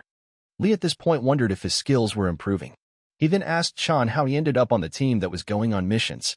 Chan replied that he volunteered because he did not want to complete his service without any results. Also, Zhang revealed that his father was ashamed that he had failed the Raider exam. Lee asked him what was overseas. Chan replied that it was hell, and didn't add another word. And then Lee understood. He asked him why the mission was in North Korea. Chan said it was an intelligence matter. They were told there was something there, but they wouldn't give details. Chan then said that if Lee was so curious, he could go there once himself. Lee was surprised, and Chan said that if one is interested in finding out what's out there overseas, the only option. Lee started to say that he only wanted to inquire about his activities. Jong asked him not to pour in here. That same night, Lee and Corporal Yu were on guard duty. They were scrutinizing the border through binoculars. The corporal asked Lee what kind of monster was out there that looked like a deer. Lee said that it was a monster with system number 11, called Bugak. His specialty is his huge horns. You must be extremely careful with them, as the body will begin to rot as soon as you touch its horns. The corporal asked Lee if he would continue to try to become a raider after he left this place. Lee replied that he would. And the corporal revealed that he was thinking of scoring that dream. Lee asked why that was so. The corporal replied that if Lee had failed, what was there to say about him? Upon hearing this, Lee said that he did not understand why he was saying that. The corporal said he tried more than once and ended up here. And there's more than just the raider's way. Lee smiled and said that he could do it all, and if there was nothing to do, the corporal could try his hand at modeling, because such a face was missing here. The corporal asked not to talk nonsense. Suddenly they noticed something strange near the border. The corporal turned on his flashlight to look around. Suddenly they saw the shape of a man. The corporal immediately ordered Lee to alert the squad. Lee relayed over the line that this was a squad of immortals, and an unidentified object, male, looking about 20 years old, was approaching them from the north. Meanwhile, the man hid behind a tree while the monster was behind his back. Lee wanted to rush to his aid, but the corporal said you can't cross the area without permission. Suddenly, the man started walking forward, and the monster noticed him. Lee and the corporal started yelling at the guy to get out of there. However, the man stretched his arm to the side, and the monster's head fell from his shoulders as if it was not a hand but a sword. Lee and the corporal couldn't believe their eyes. The man then yelled for help, and after that yell he disappeared from sight. Since then, no one has ever heard from that man again. No one ever saw him again. As time passed, during one of the lunches, Lee asked the corporal if it was true that a new group was being formed for the mission. The corporal replied that it seemed so, and asked if Lee wanted to join. Lee replied that he wanted to volunteer. Then the corporal said that Commander Jong is strong, but even he comes back from missions shabby, and most of the soldiers come back in critical condition, and some don't come back at all. Lee replied that he still wanted to give it a try. Gilhoon asked that does Lee really want to get stronger? Lee replied that he did too, and was actually curious to know what was going on there. Then the corporal got up from the table and said if so Lee would follow him. The corporal knocked on the commander's door and was allowed to enter. When he entered, the corporal saw that there was someone else present. He apologized for interrupting the conversation and asked if they could come back another time. The commander gave him the go-ahead to speak, and then the corporal said that they wanted to volunteer for the mission. Hearing this, the unknown man was greatly surprised and asked how they knew about the mission. Lee looked at him and couldn't understand what was wrong with his face. Meanwhile, the man asked if they wanted to join the team. The corporal replied that he and Private Lee Saemin wanted to participate in the mission. After that, Jong suddenly stood up from his seat. He walked up to the boys and ordered them to give their names. The boys introduced themselves in one voice. The man looked at Lee carefully, then he put his hand on his shoulder and said he had a great attitude and welcome. A short while later, Lee and Corporal Yu were already riding in the car with the team to the mission. Lee asked the corporal why he had decided to join after all, for he had originally been adamant. The corporal replied that it was simply time to get the rank of sergeant, and if he stood idle he would be kicked out of the army. So he thought it would be a good idea to become something like Commander Chan. Plus, now he had a fun new recruit. Lee laughed and thanked him for the compliment. The corporal grabbed him by the neck and told him to watch his back in North Korea, or he would be a sewing machine when he returned. Lee asked fearfully what that meant. The corporal smiled and replied that it meant he would be darning socks. Lee then asked if the corporal would do it with him. After a while, the team arrived at the designated location. The commander gathered everyone and thanked all the volunteers for joining their ranks. Then he said it was time to start the briefing. The destination is Pyongan Province, and there they will have to meet the horizon and return back. The commander then asked if there were any questions. One of the rookies asked what they do to the North Koreans if they encounter them. The commander replied that this was classified information. He then announced that they were moving out right after lunch. The man standing next to him replied, "Yes, sir." Lee asked the corporal about the man. The corporal said it was Major Kim Jin. He was the head of the unit. Lee then looked at Major Kim carefully. He noticed that there was something eerie in his eyes. The squad set out on the mission. After crossing the demilitarized zone, they had to walk. Since monsters are sensitive to exhaust fumes and smoke, and this can provoke them. On the way, the corporal told Lee that Commander Chan said that this place was a real hell, but there was nothing special here. Lee said that it was suspiciously quiet. Not even a single bird. And if there are no animals in the forest, then the reason is obvious. There are a lot of monsters here. Saying this, Lee started to feel nervous for some reason. Even his aura shone with a bright blue light. Suddenly, Lee grabbed Corporal Yu's arm and said he had something under his leg. The corporal looked at him tensely. Not even a second later, there was suddenly an explosion. Major Kim started shouting that it was Statum. Statum, a monster with system number 185. An unusual species that hides in the ground and then explodes afterward, delivering a series of wave attacks. The shockwave threw Lee back several meters. The corporal managed to grab him with one hand, holding onto a tree. A huge cliff formed beneath them. Holding on with one hand, the corporal tried to bring Lee to his senses. Finally, the corporal lifted him up and asked if he could fight. Lee replied that it was all right and he was ready. Lee said that when Statum senses the presence of a human, it burrows deep underground, so it is necessary to hide in the sand and wait for the right moment to attack. One monster after another began to appear from under the ground. Lee, along with the corporal, were doing a good job destroying them. The corporal shouted that he would sort it out here and ordered Lee to go check on his comrades. Lee ran up to one of the wounded men and asked how he was feeling. The soldier replied that he seemed to be dying. Lee asked him not to worry about it. Suddenly, Lee noticed Major Kim's aura glowing all over. Lee assumed he was injured from the explosion. Suddenly, a military man approached him with a briefcase in his hands. Lee was surprised, wondering what the case was. Finally, this horror was over, and Major Kim assembled the squad. He said they had all done well. And since they are close to the base, the wounded must go back. But they must remember that they cannot join them after that. After saying that, the major said it was time to move on. The corporal told Lee that this place was really hell, and that he had heard that Statum was a very rare monster. But it seems they were misinformed, as these things were very numerous here. Lee replied that at least they had had some great experience and would now be ready for a surprise attack. The corporal called him an asshole. At the end of the first phase of the mission, there were 2 wounded and 48 soldiers left. As time passed, the third phase of the mission had already arrived. In just 3 days, they had 3 major and 5 minor battles in which they suffered heavy losses. Major Kim reported that it was time to make a halt. He said to expect them to be here. The commander ordered the soldiers to keep their guard up. The corporal told Lee that they were not even told what to expect. Lee replied that soldiers like them were just pawns in this mission, and no one would consider them. The corporal turned around and walked. Lee asked him where he was going, and the corporal said he had to take a leak. Then Lee thought that in that case, he wouldn't waste time. He decided to practice his aura. Lee noticed that the more they went north, the stronger his aura became. There was definitely something affecting it here. Suddenly, Lee felt something moving and heading straight for them. Lee shouted loudly that the monsters were approaching them. The warriors went up and asked if it was true. Lee said that he could clearly feel several individuals. He held his sword tightly in his hands and began yelling for them to come outside already. Suddenly, 3 men appeared before them. One of them said that it looked like they were being met by energetic comrades from the south. The military were shocked, the man said. His name is Lee Gil-han, and he is not a monster. Major Kim approached him and said that there was a feeling that the number of monsters had increased compared to last time. Lee Gil-han replied that they had, and they had noticed some changes in their behavior. He then asked if they had brought what they were supposed to bring. Major Kim beckoned and a military man brought the briefcase.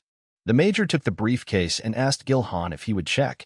Gil-han replied that there was no need for that. Lee watched from the sidelines and wondered if the wads of money were there or the gold bars. The corporal told him not to think about it. The corporal then asked Lee that he was the one who had yelled that monsters were coming toward them. Lee scratched the back of his head and replied that aces were sometimes wrong, too. Lee then asked the corporal if he wasn't interested in what they were risking their lives for. The corporal replied that he was not really interested, and he knows from experience that sometimes it's better to close your eyes and plug your ears. Lee thought about those words for a moment. As night fell, the squad, along with the North Koreans, moved on. Gilhan asked the major if their older comrades had returned home. The major replied that everything was all right. Gilhan said he was very sorry that they lost so many people, and he is sure that their families have been properly taken care of. Then they reached a certain part of the road, and Gilhan said that it was better for them to separate at that place. The major asked why it was necessary. Gil reminded him that he had said that the monster's behavior had changed, and there was a whole crowd ahead, so it was better to go around them. Gilhan began to claim that a whole crowd of kinesis had suddenly appeared in these parts. And if Major Kim doesn't believe it, he can personally verify his words. The major looked at him carefully. Meanwhile, Lee asked the corporal why they had stopped. The corporal replied that he thought it was strange too. Lee asked what they were talking about there. Then the corporal asked him what kinesis were. Lee replied that they were plant monsters. They're also said to look like roses. The monster stands still, but as soon as it spots its prey, it pounces on it with lightning speed. Suddenly, a North Korean military man appeared behind Lee's back and said that he knew quite a bit about monsters. Lee thanked him. Lee then asked what his name was because he couldn't see the name embroidery on his uniform. The North Korean replied that it was because they were not as rich as South Koreans. Lee apologized and said that he didn't mean that at all, and added that they had come such a long way because of them. The North Korean replied that of course they personally wanted to meet their comrades from the South. Lee then said that it was so great to meet them and gave his name. The North Korean replied that his name was quite common. And then the North Korean added that he didn't see the point of introducing himself anyway, since this was their first and last meeting. Immediately after these words, Kinesis crawled out from under the grass. Lee started shouting that it was a trap. Major Kim grabbed Gilhan and called him a bastard.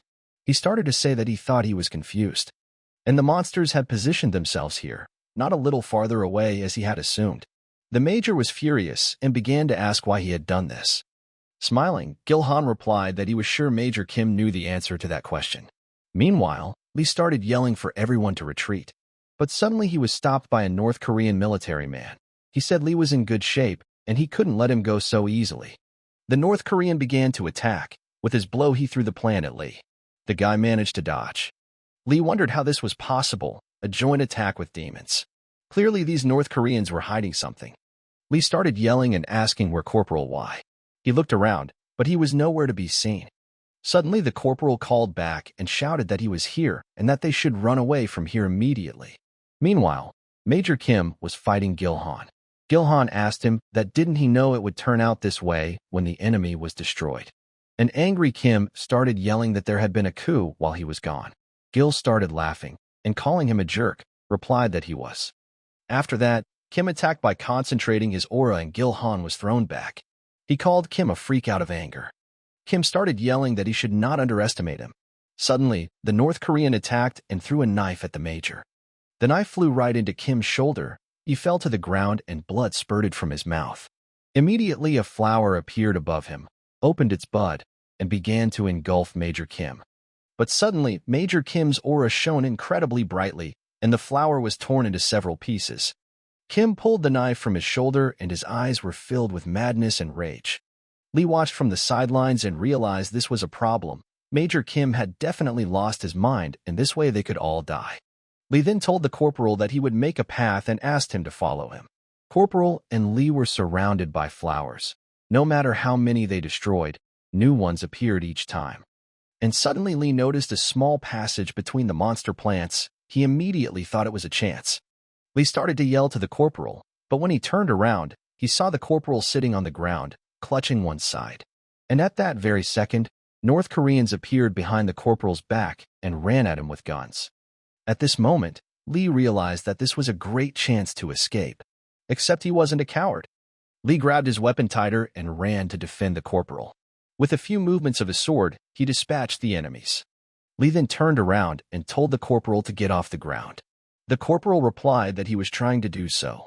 Lee then walked over to him and helped him up. Lee asked that the corporal not give up in any way. He carried the corporal on his back and told him that they would surely survive and tell everyone that this place was a real hell. However, Lee and the corporal didn't notice at all that there was a live North Korean behind them. He pulled a grenade from his pocket, then ripped off the ring and threw it at Lee and the corporal, shouting where they ratted off to. A second later, there was a massive explosion. Lee was lying on the ground, and his torn helmet was lying next to him. Gathering the last of his strength, Lee grabbed his sword and noticed the North Korean approaching him. He had a knife in his hand, he told Lee, which proved to be quite survivable. Lee realized that he had only himself to rely on now. Reminding himself that he was not a coward, Lee gathered his remaining strength. His aura shone with a bright blue light. Lee shouted loudly and ran straight at the enemy. He slashed him with his sword, and then fell to the ground exhausted. With his last strength, Lee yelled to the corporal and asked if he was okay or not.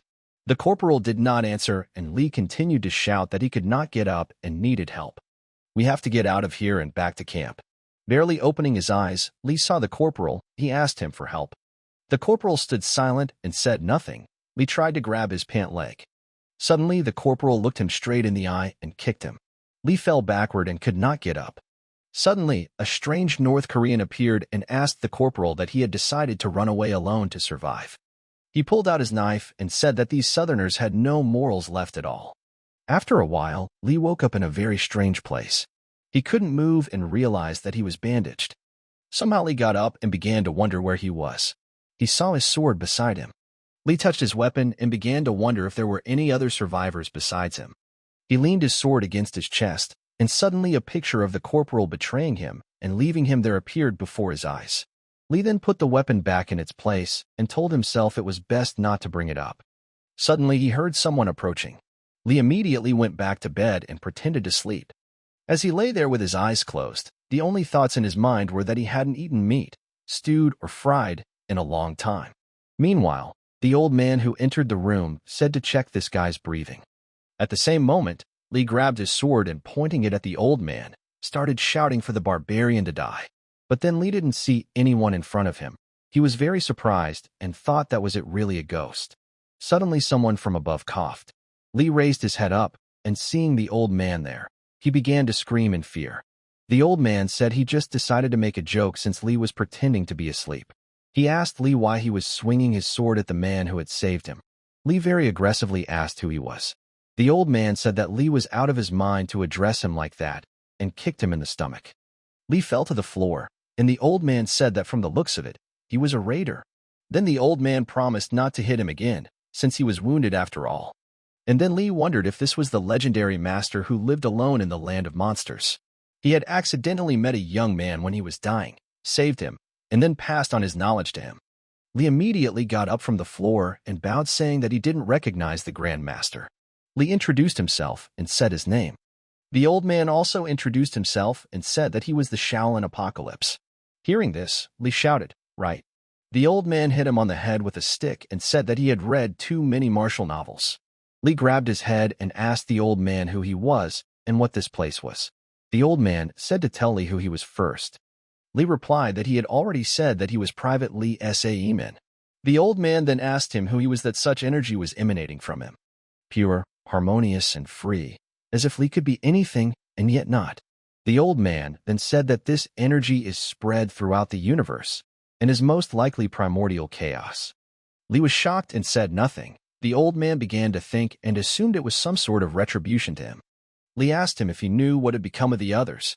The old man replied that the soldiers from the southern lands were almost all dead, and the people's army retreated almost immediately. And also, the old man added that the one who threw it survived, and the one from whom the strange energy emanated also survived. Then Lee asked if he could come back. The old man replied that he did not know. The old man then led Lee to the mountain and said that his name was No Hack J. Lee replied that judging from the talk, he was not from the north. But Hack said that he was. Then Lee asked how No Hack had come to be here. The old man replied that he wouldn't be here long, and he had some business to attend to. No Hack then suggested that Lee must be hungry and offered him a bite of ramen. Lee was surprised and asked how he had managed to get ramen. But Hack replied that he just bought it at the store, because just because he was an old man didn't mean he couldn't do anything. Lee was very surprised and thought that they were in North Korea after all. How could that be possible? They had a snack, and the old man went somewhere. Lee asked where he was going, and No Hack said he had to go for a walk. Also, No Hack told Lee not to think about anything and to focus on recovery, since the main thing for him right now is his health. Lee took a deep breath and thought that on the contrary, when he was alone, there were more thoughts. He worried about how the army would handle the case and that his parents would probably worry. Lee then pushed all thoughts away after all and decided that he should only focus on his health right now. And so 10 days passed. Lee made ramen again and asked Grandpa a lot of questions. Lee asked him if he really wasn't going to tell him what business he had here. But Huck asked why he would want to know. Lee replied that he was curious. Then the old man took a deep breath and said that he would show him, especially since Lee had already recovered. Lee was greatly surprised, and the old man told him to follow him. However, Lee didn't expect it to be so fast after all. He hadn't even eaten. The old man jumped easily and effortlessly through the trees while Lee could barely keep up with him. He yelled for Grandpa to wait for him. The exhausted Lee ran and thought about the fact that he was an old man and he could move so fast. It was amazing. Then Nohak climbed up the tree, and Lee climbed up too. The old man asked him if he could see something over there. Lee looked closely and said that it was the base of the People's Army. The old man nodded his head and said that that was where the evil was. Lee was surprised and asked if the old man was sure that evil was there. But Hack looked at him and said that there was a passage leading to hell. Lee took a closer look and thought that only one thing was clear: this place could definitely not be paradise. The old man stuck his hand in his pocket and asked how there was no way not to have a drink here. Lee asked for a sip, too. The old man took a couple sips and told Lee not to even get his hopes up. Lee rolled his eyes.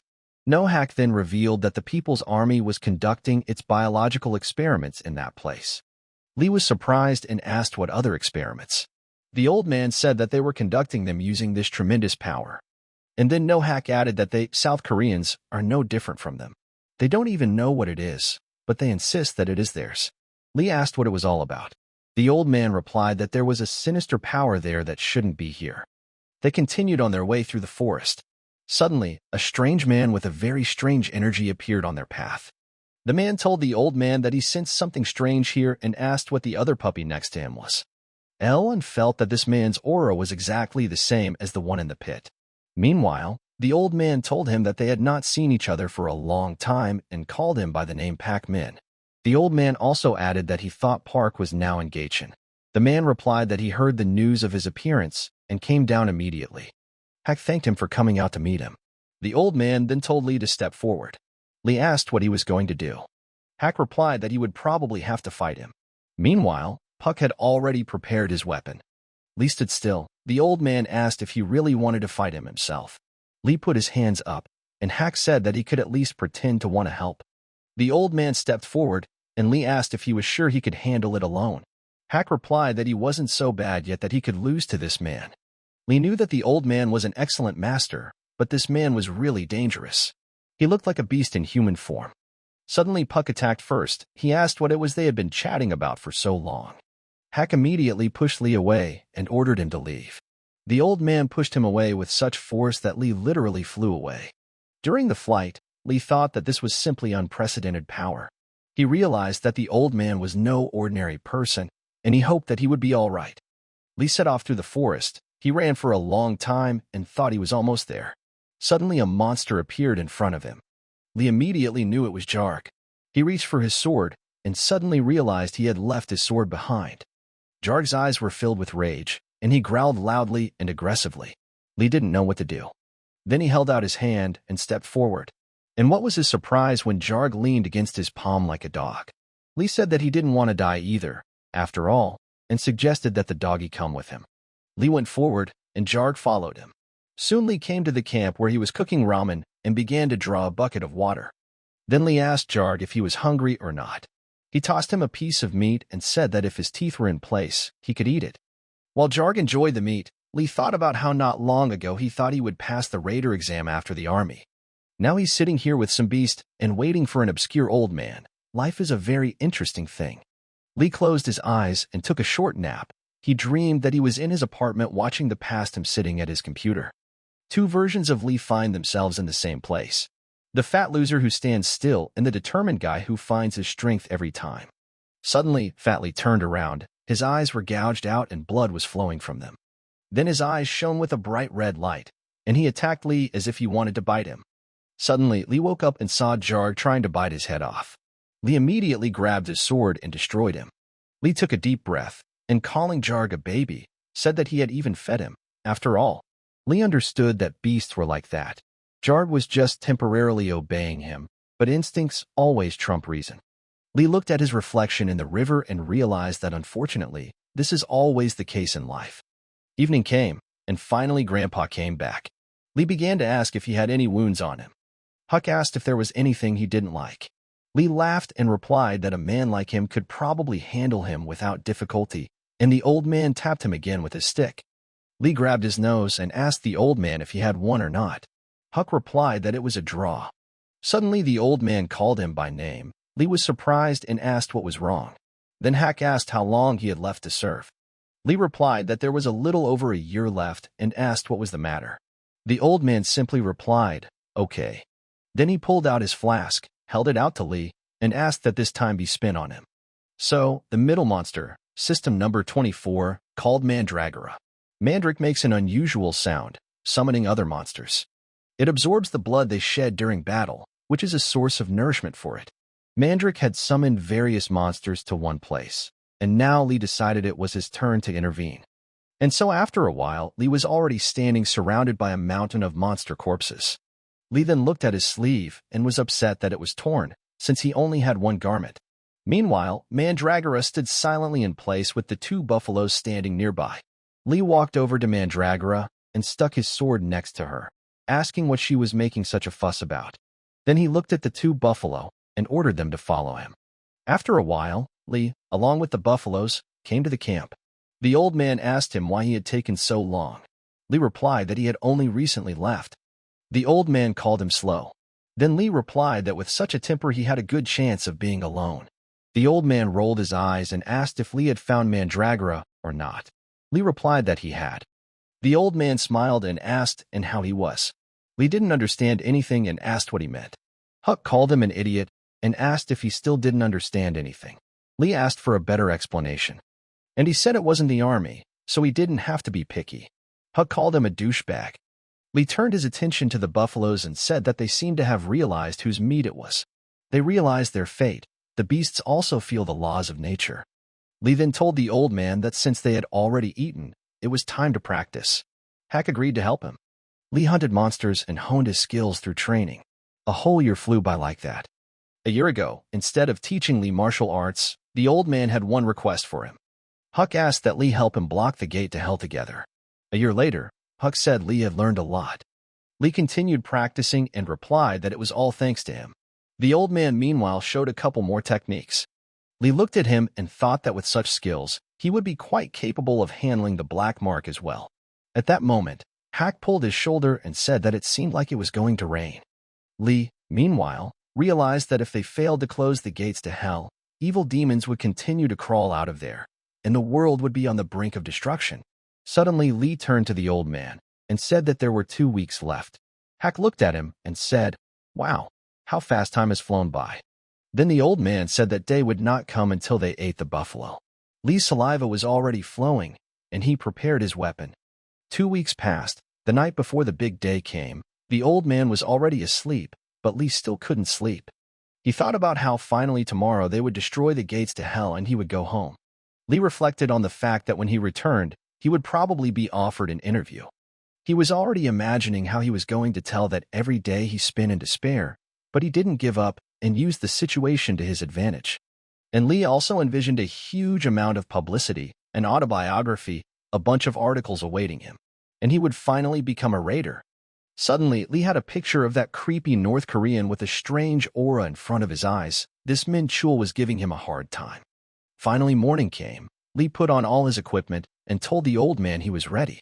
Huck said he looked like a real military man now, and Lee smiled and said the old man looked like a hermit. Then the old man held out a strange button to him and told him to push it. Lee asked what it was and if they were going to take the car. The old man ordered him to press, and Lee did so. And at the same second, there was an incredibly powerful explosion behind Lee's back. The old man smiled and said that it was customary to destroy a place to return to before the last battle. Lee asked the old man why he hadn't mentioned it sooner. Huck rolled his eyes and replied that it was time for them to go into battle.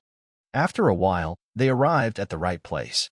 Lee noticed that the enemy's defenses had become stronger. Lee understood that if the old man's words were to be believed, the People's Army was conducting research on mass training raiders using dark aura.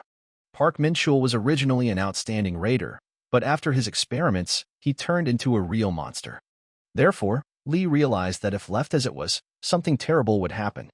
The old man ordered Lee to follow him. Lee asked him how he was going to deal with the guards. Hak replied that he had a way. Lee asked him to tell him so he too could prepare.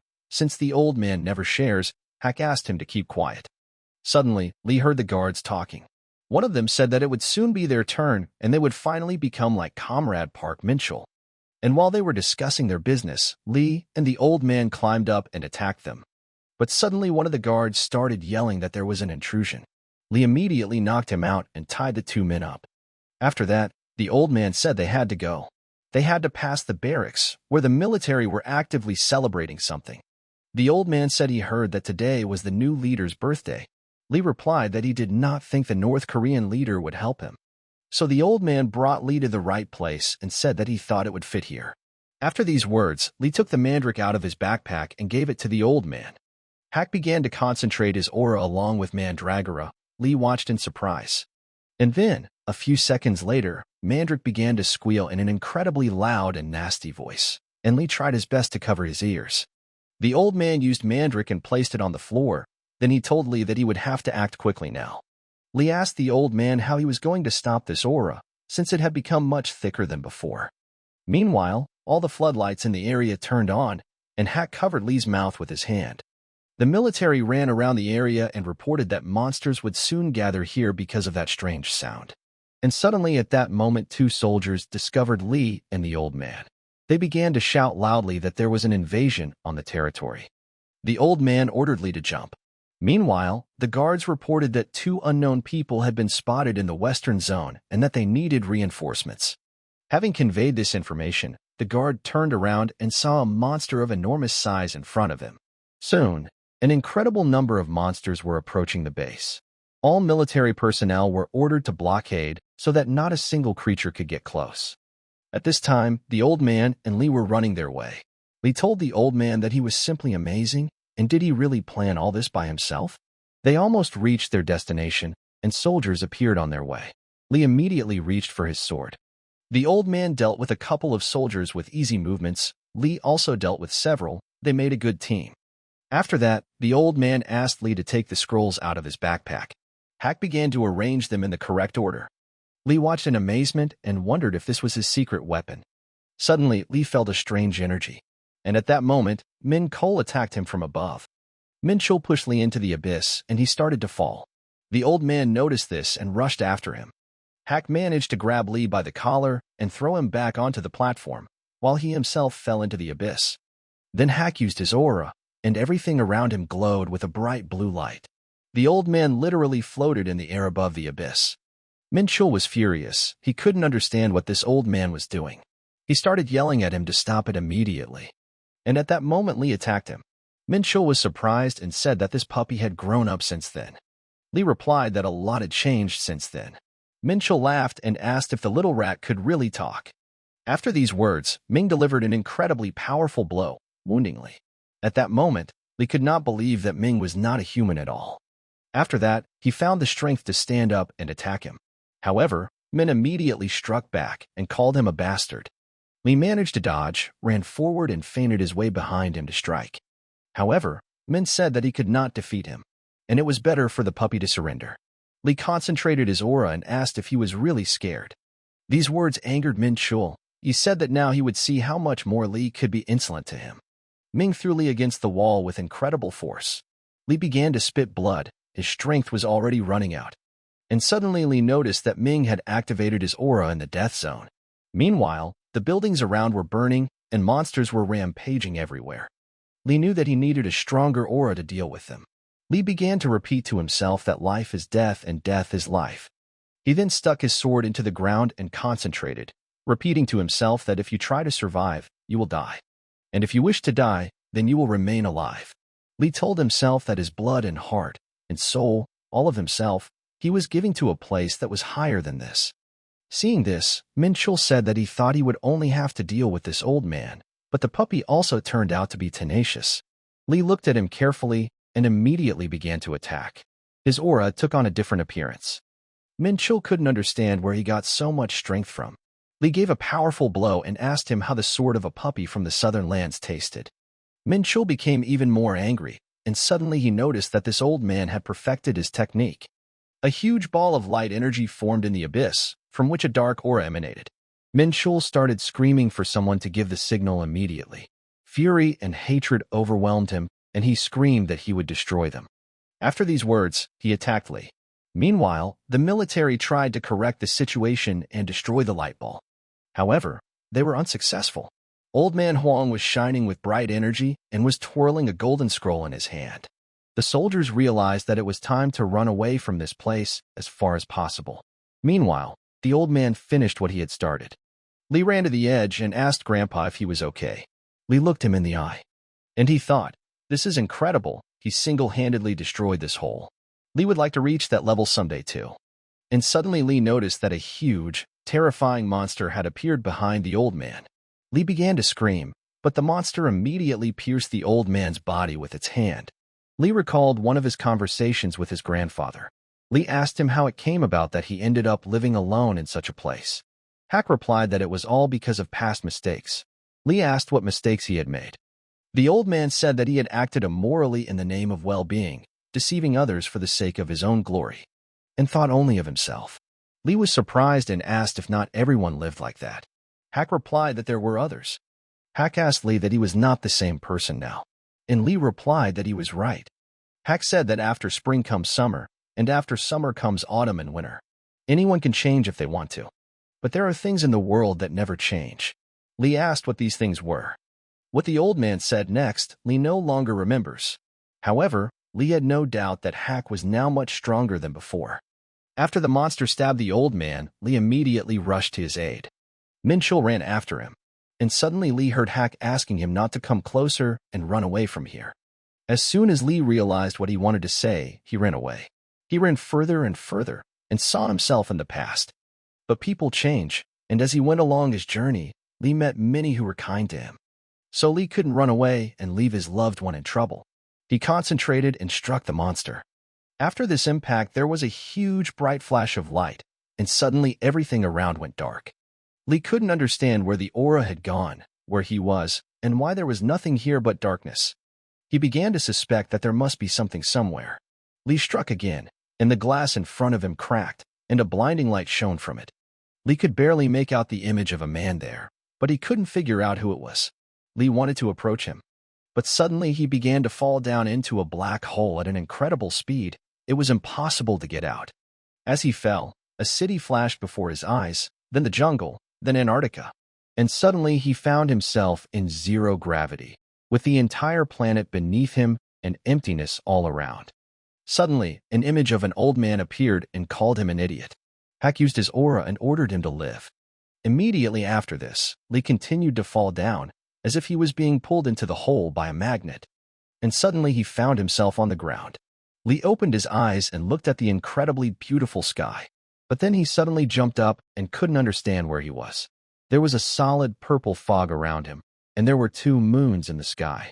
And he hadn't noticed yet that there was a beautiful big dragon standing behind him, and strange plants were growing everywhere. Interesting drops fell from the sky. Li realized that this was some other fascinating world. 3 years passed. One sunny morning in the company of Sher, Hyun-jae came to work and wished everyone a good morning. The Raider recruiting organization said that he came quite early today. Hyun-jae replied that he had developed a habit of coming early. Then the man said that there was a lot of work lately and no time to rest. He suggested that Hyun-jae take and quit everything. The guy replied that he would probably refuse.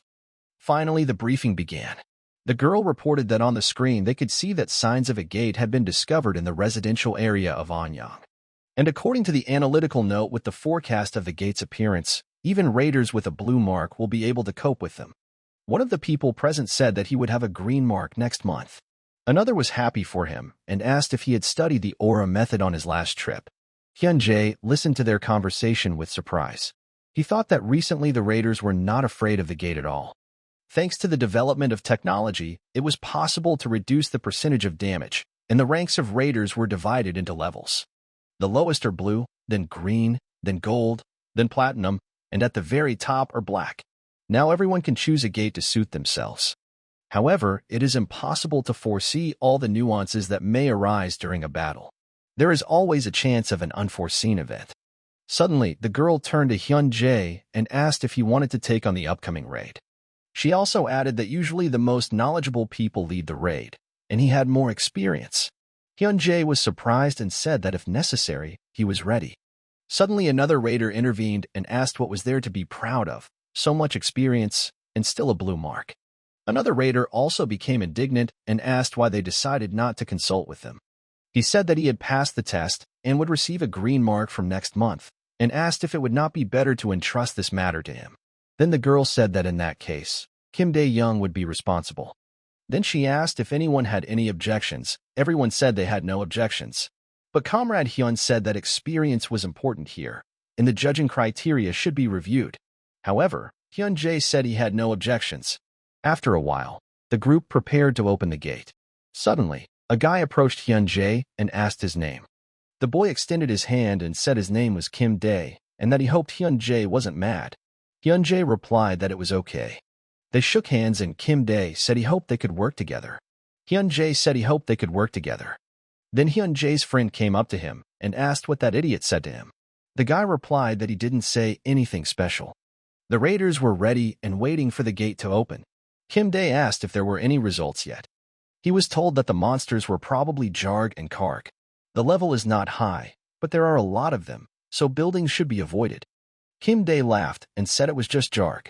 He ordered the raiders to get ready and move forward. Suddenly, it was announced that there were 10 seconds left before the gates opened. The countdown began. The gate opened and a whole crowd of monsters ran out of it. They were all growling and running furiously straight ahead. The system notified that the monster check was complete. The monsters are pests under the system number 8, 30 monsters in total. The raiders prepared their weapons and went on the attack, some fighting with swords, some shooting with bows. Hyun-jae was doing a great job with his weapon and destroying the monsters. Kim Dae noticed that he still had stronger skills. Suddenly, the system notified that more monsters had been detected and that a check was underway. All raid members must prepare for a second attack. Kim Dae started shouting for everyone to take positions, as new creatures that were thirsty for death were about to appear. The gates opened and monsters under system number 9, called Karg, ran out from there. And suddenly something strange started to happen. Hyun-jae asked what was going on. They were told over the radio that the gate had suddenly increased in size, something that was rarely seen, but it was happening right now. Hyun-jae asked them to quickly ask for reinforcements. Meanwhile, the raiders bravely held their defense. Suddenly, Kim Dae approached Hyun and said that they didn't know what would come out of there yet, so there was no need to worry so much. Hyun replied that this was why they had to take action. Kim Dae smiled and said that it was either Jarg or Karg. Hyun got angry and started shouting that he didn't understand anything. At this point, the system notified that the request for reinforcements had been completed, and no matter what monster appeared, they should remain cool-headed. Kim Dae said he was already looking forward to seeing who would show up. Hyun-jae didn't understand such recklessness. And suddenly a huge monster appeared from the gate. When Kim Dae saw it, he couldn't understand what it was. The system has reported that this is a monster pest with system number 43, called Drake. Only raiders with a gold mark and above can, after long training, fight such a monster. Meanwhile, Hyun-jae turned around and saw most of the raiders running away, throwing away their weapons. This made him very angry, and he started shouting for everyone to immediately raise their swords and get ready to fight, and that they must hold out until reinforcements arrive, otherwise ordinary citizens will die. The frightened raiders asked how they would hold out. Hyun-jae replied that even if they died, they had to fight to the last. Drake started to walk forward, when suddenly, for unknown reasons, he fell to the ground, blood oozing out of him. Everyone around stood in complete shock. Suddenly a human silhouette appeared, telling Drake that he was standing there in the middle and not giving him a pass. Then a guy appeared right on Drake's body, put 2 fingers to his head and said that they hadn't seen each other for a long time. Of course, it was Lee Se-min. He got off Drake and asked Hyun-jae what year it was. Hearing this, the guy was very surprised. Then Hyun said that it was 2020. Hearing this, Lee almost went crazy.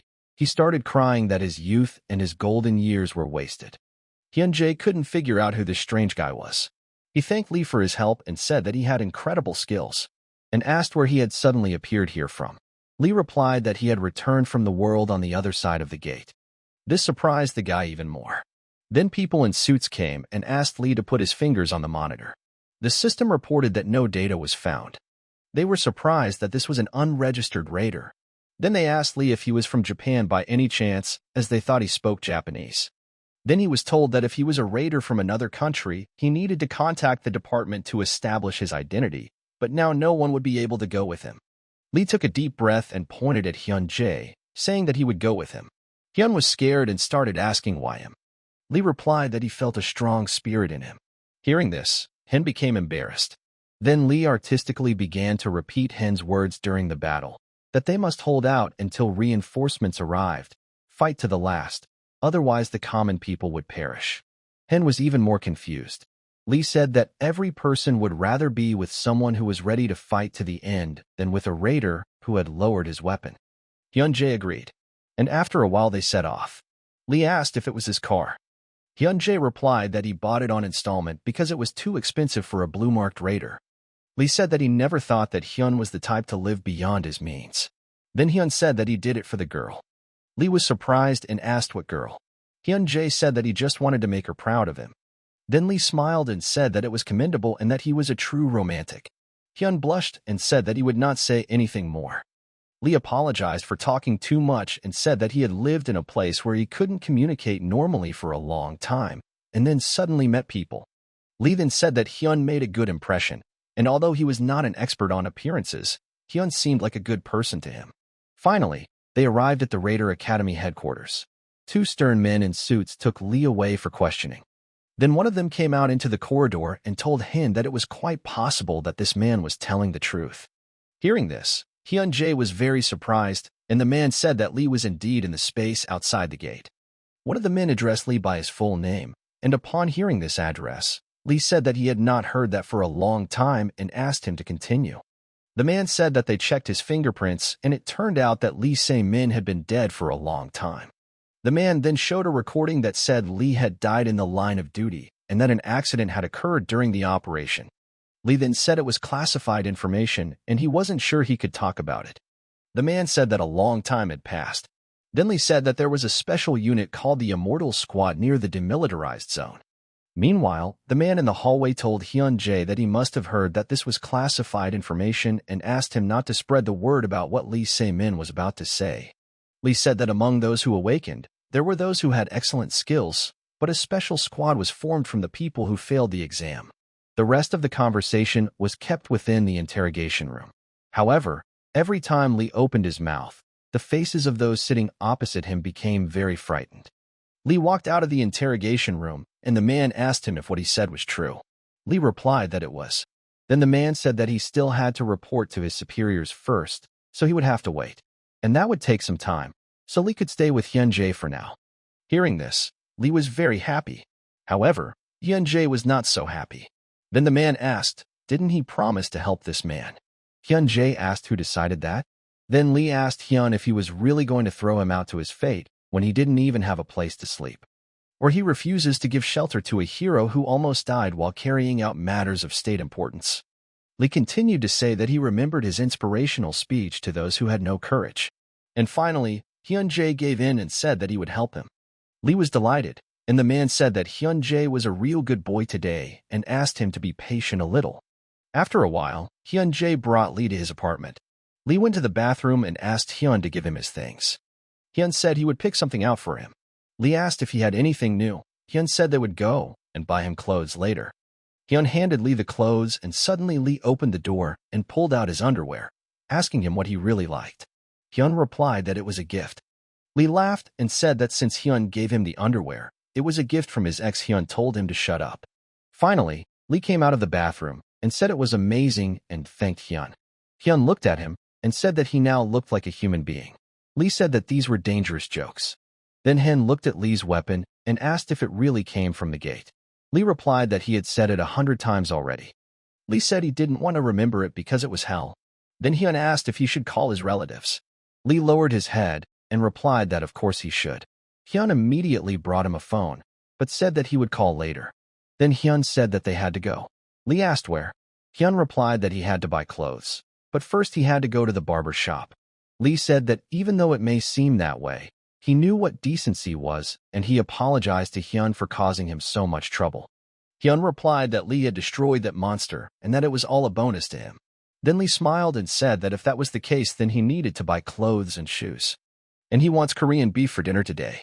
Hyun started saying that when the bonus is distributed, it won't be that much. Li said that in any case, he would have to push him aside for a while, and in exchange, he would teach Hyun martial arts. Hyun didn't know how to react. Lee hugged him and told him to calm down, since that's just his character. After some time, Lee was already sitting in the barber's chair, and he was complimented that he had very beautiful hair. Lee told the girl that her hands were much more beautiful. The girl became embarrassed and replied that Lee was a real joker. The master asked why Lee had grown his hair so long, and at first she even thought he was some kind of rock musician. Lee smiled and replied that if the raider job didn't work out, he might try being a musician. The girl said that she noticed that she was quite close with Mr. Hyun-ji, and she asked if they were colleagues. Lee answered that they were something like that. Then the girl asked if he was afraid to fight monsters. Lee answered that he was also a man, and of course he was afraid. However, raiders must learn to be friends with fears. The girl said that he spoke very beautifully and asked if this length was enough. Lee asked to do it as she thought necessary. Finally, the girl finished and said that next time he could call this number. Lee thanked her for being so beautiful and told Hyun-jae to pay and leave the girl a tip. Hyun-jae went outside and asked Lee why he bought a season ticket. Lee immediately reminded him about Drake. Hyun-jae was a little angry, but said that Lee could do whatever he wanted. After that, Lee and Hyun-jae went to a clothing store. Hyun looked at them in surprise and asked if Lee really wanted to buy this. Meanwhile, Lee stood happily admiring his new look. Hyun looked at it and asked him to choose one. Lee got upset and asked why. An angry Hyun replied that if he wanted to look like a normal person, he should listen to his opinion. In the end, Lee made his choice and bought the jacket, and the saleswoman wished them a good day. Lee took a deep breath and said that he couldn't refuse all three things. Hyun asked him not to go shopping alone in the future.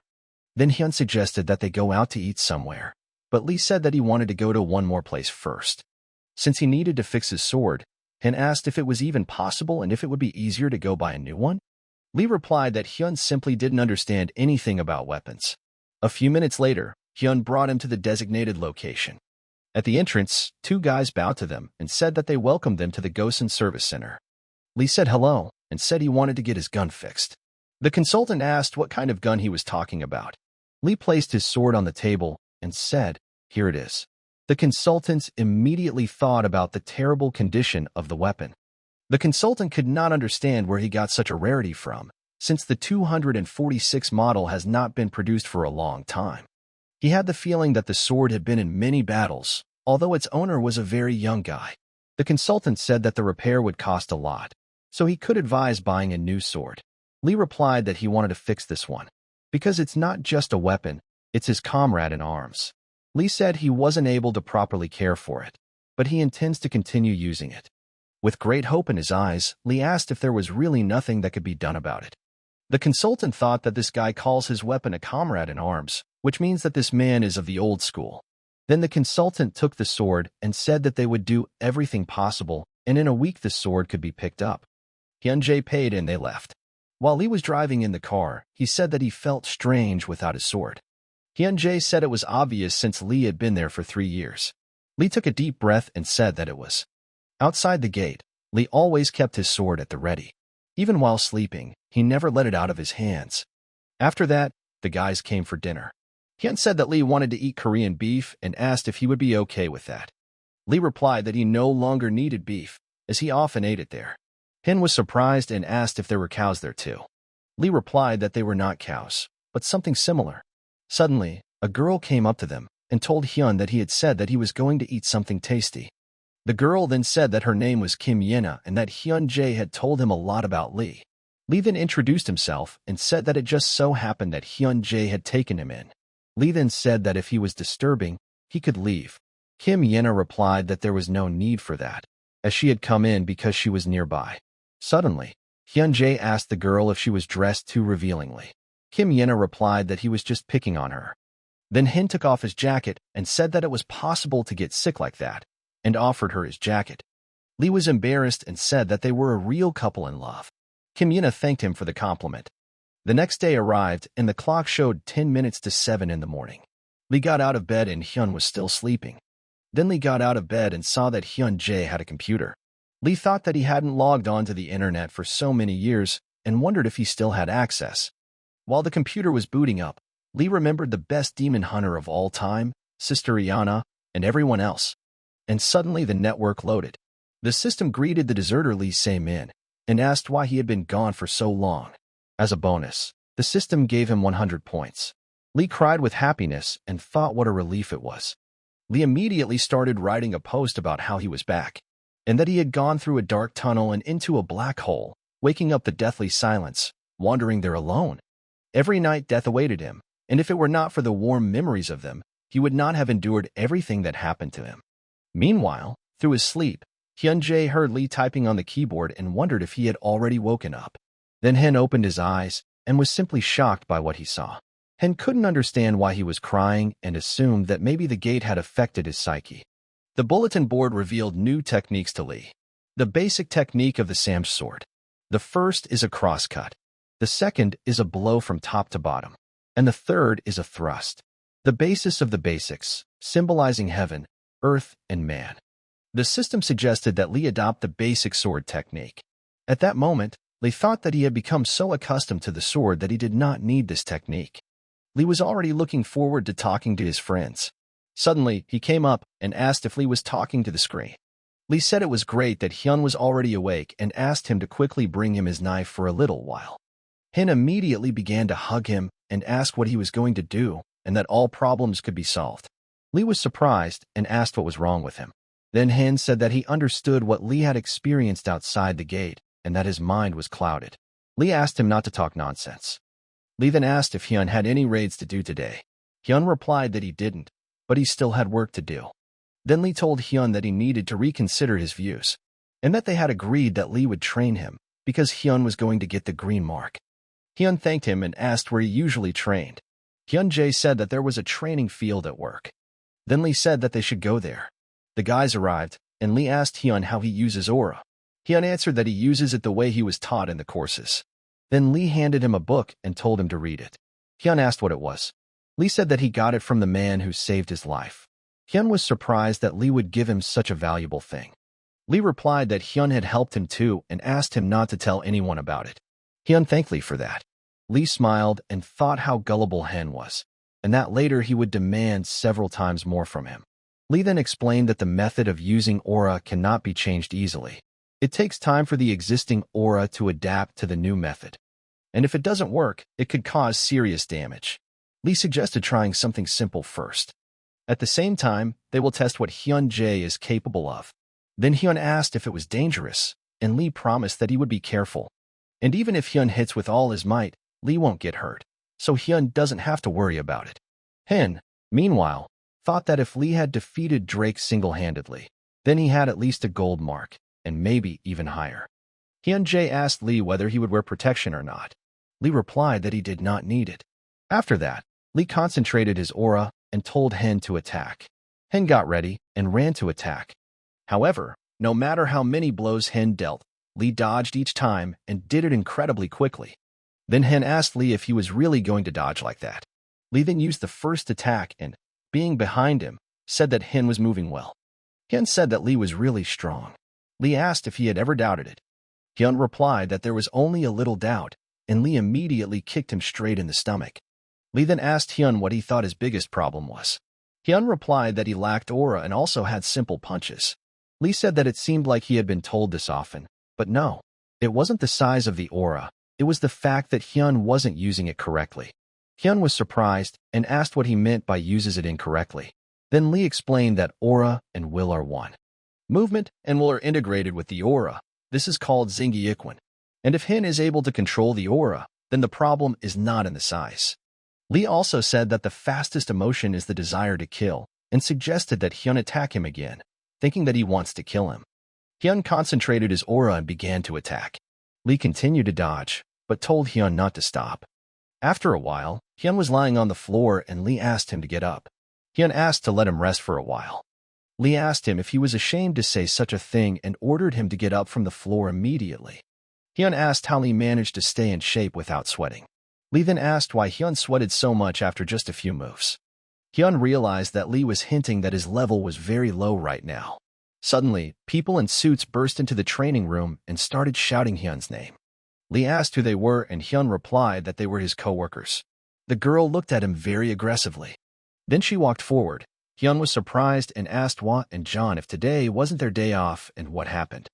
John replied that it wasn't them, but something had happened to him. Then Hwa aggressively asked Hyun if he was still dating Kim Yena. Hyun replied that he was dating and asked what was wrong. Hwa called him a moron and said that because of him, her hair would soon go gray. The girl then took out her phone and asked Hyun if he knew what she was doing now. Hwa said that these two are raiders, and also with a green mark, and John's colleagues know them personally. Hyun looked and asked what was wrong with that. Hwa grabbed her head and hit Hyun in anger. John came up to greet Lee. John said that he had heard a little about Lee from Hyun Jae, and that he knew that Lee had returned from the gate. Lee said that yes, he had to try.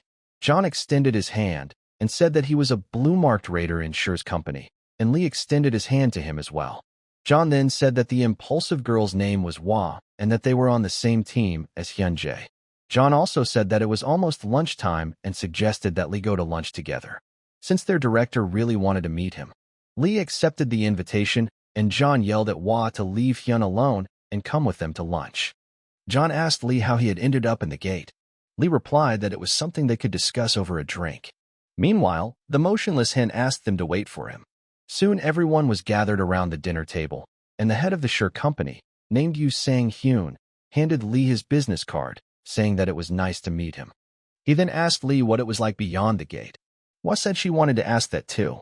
The girl asked if there might be other monsters there.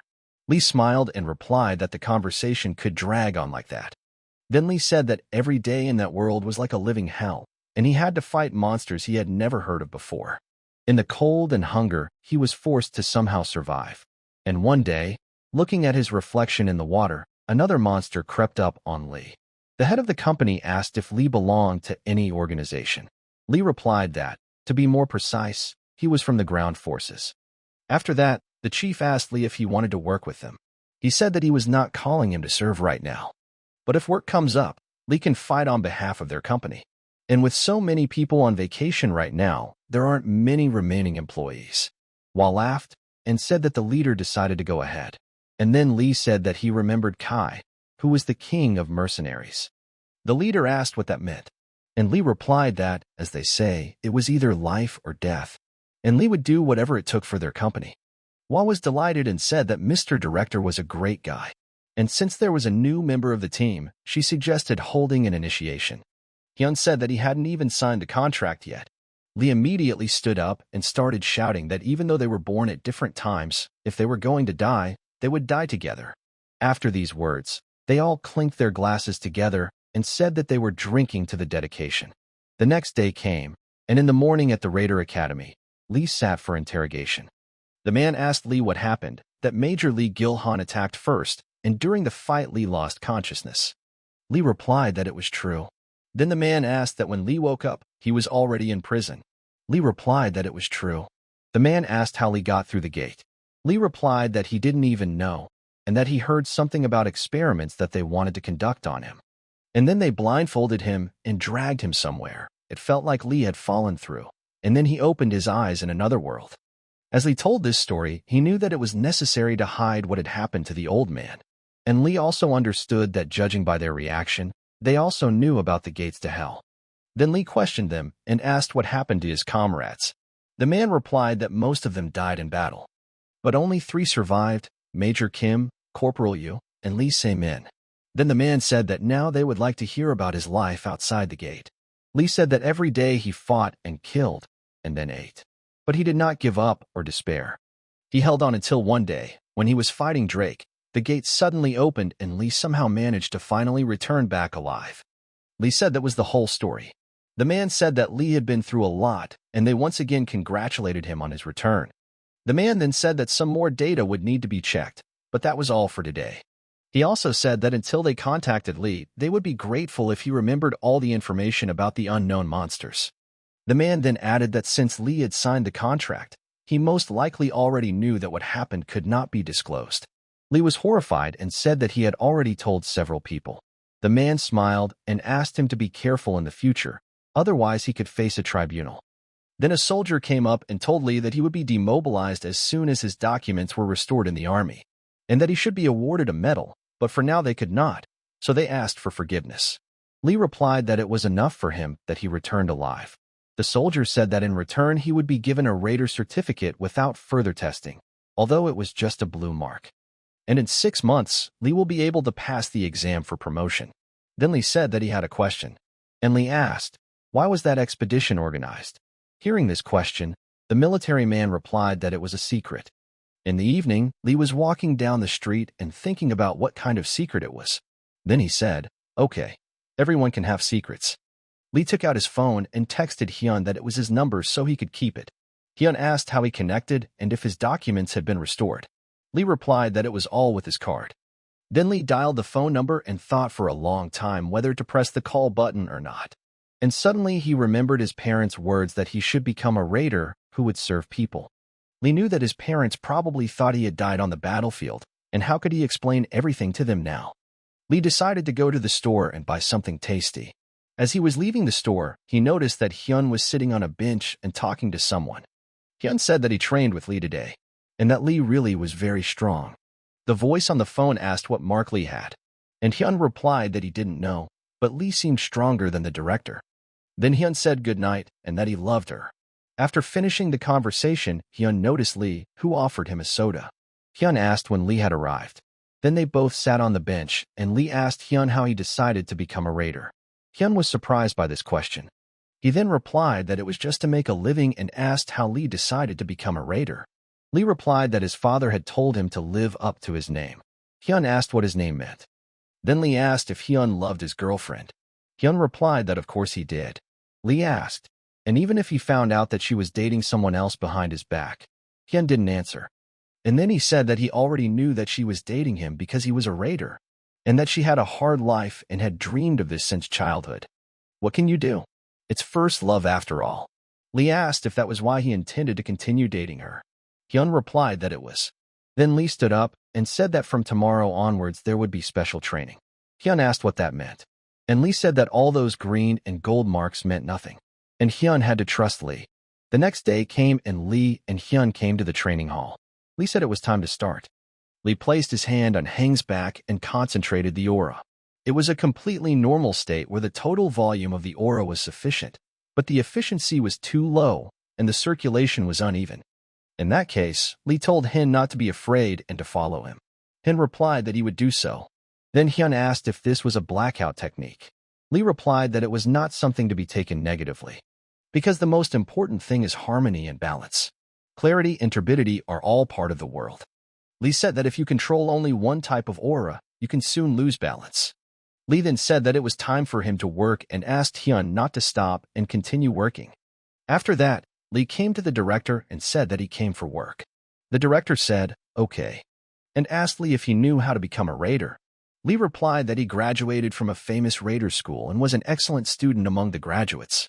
The director was surprised and asked, an excellent student? Lee replied that there had been such a time. Then the director handed him a paper. It stated that the supposed location of the gate was the city library. The supposed monsters are pests under system number 75, called Maliks. They look like monkeys, but have scales instead of fur.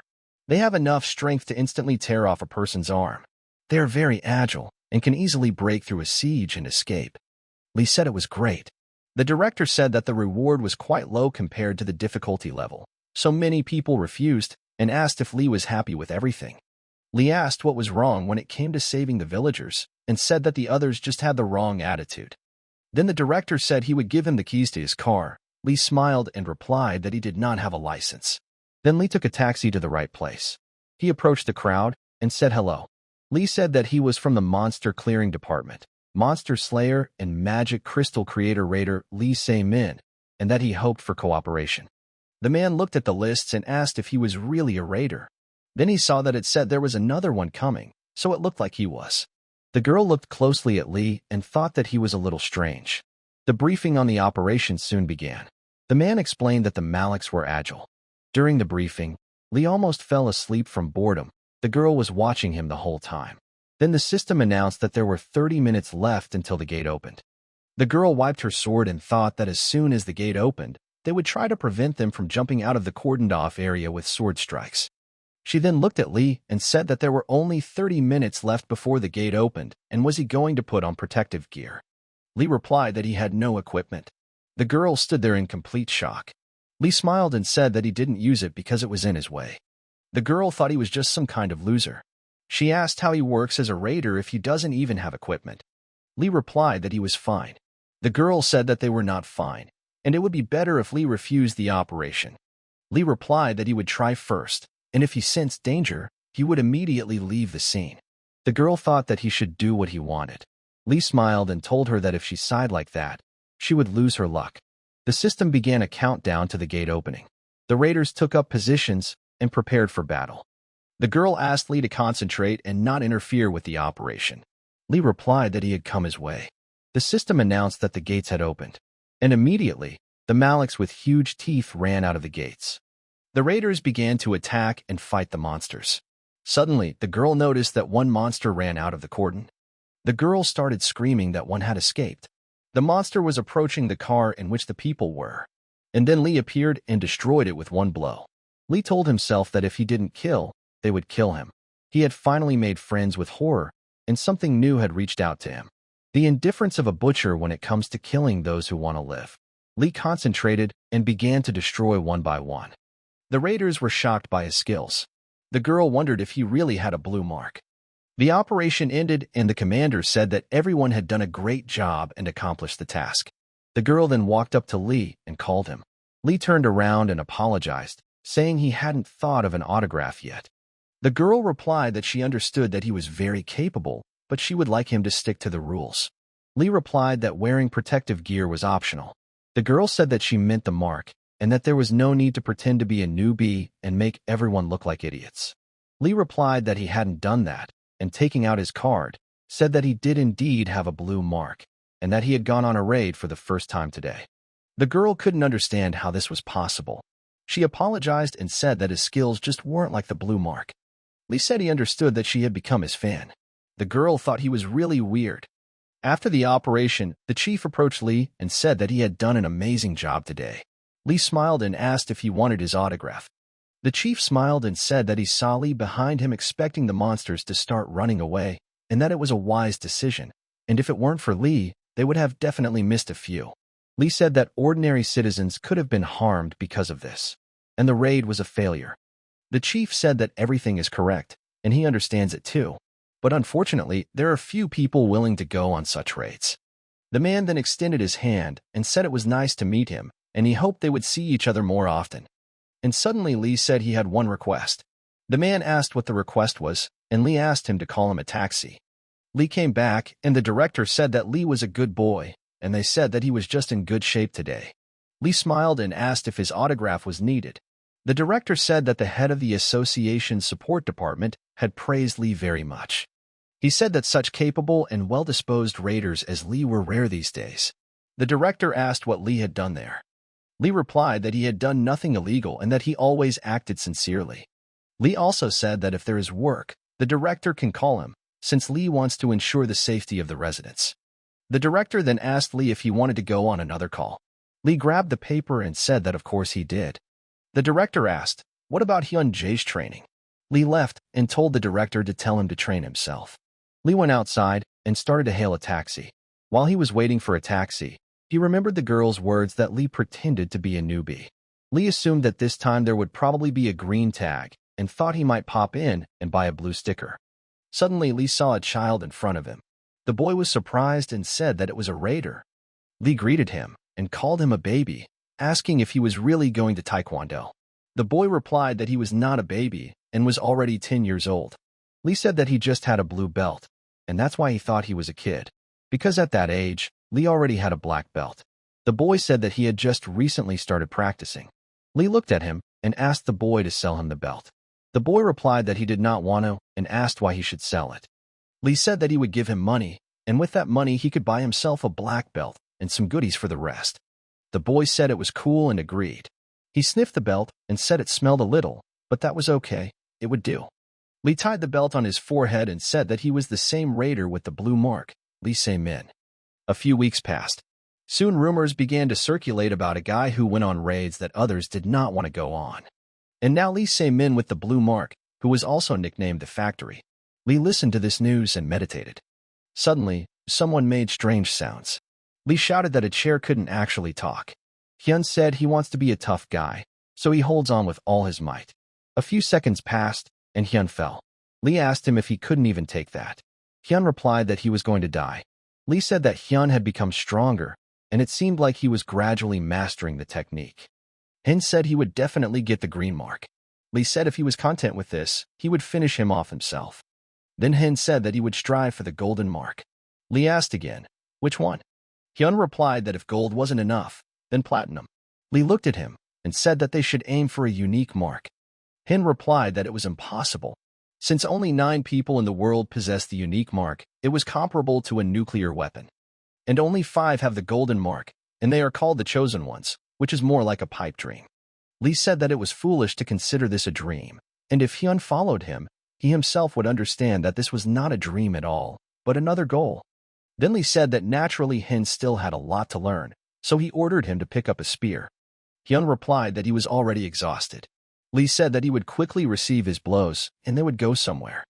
Hyun asked where they were going, and Lee replied that he had to visit his parents.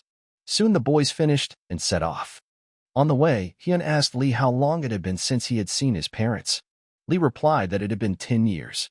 Hyun said that Lee had said that he had been behind the gate for about 3 years. Lee replied that he had circumstances. It's been 10 years since Lee left home, declaring he would become a raider.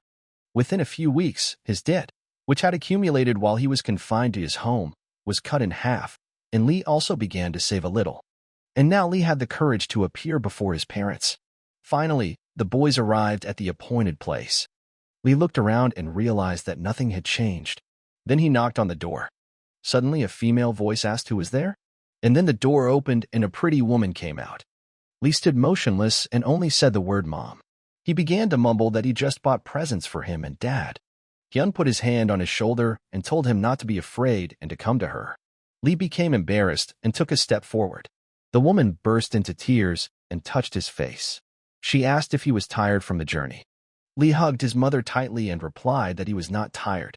The woman burst into tears and said that he was a great guy for coming.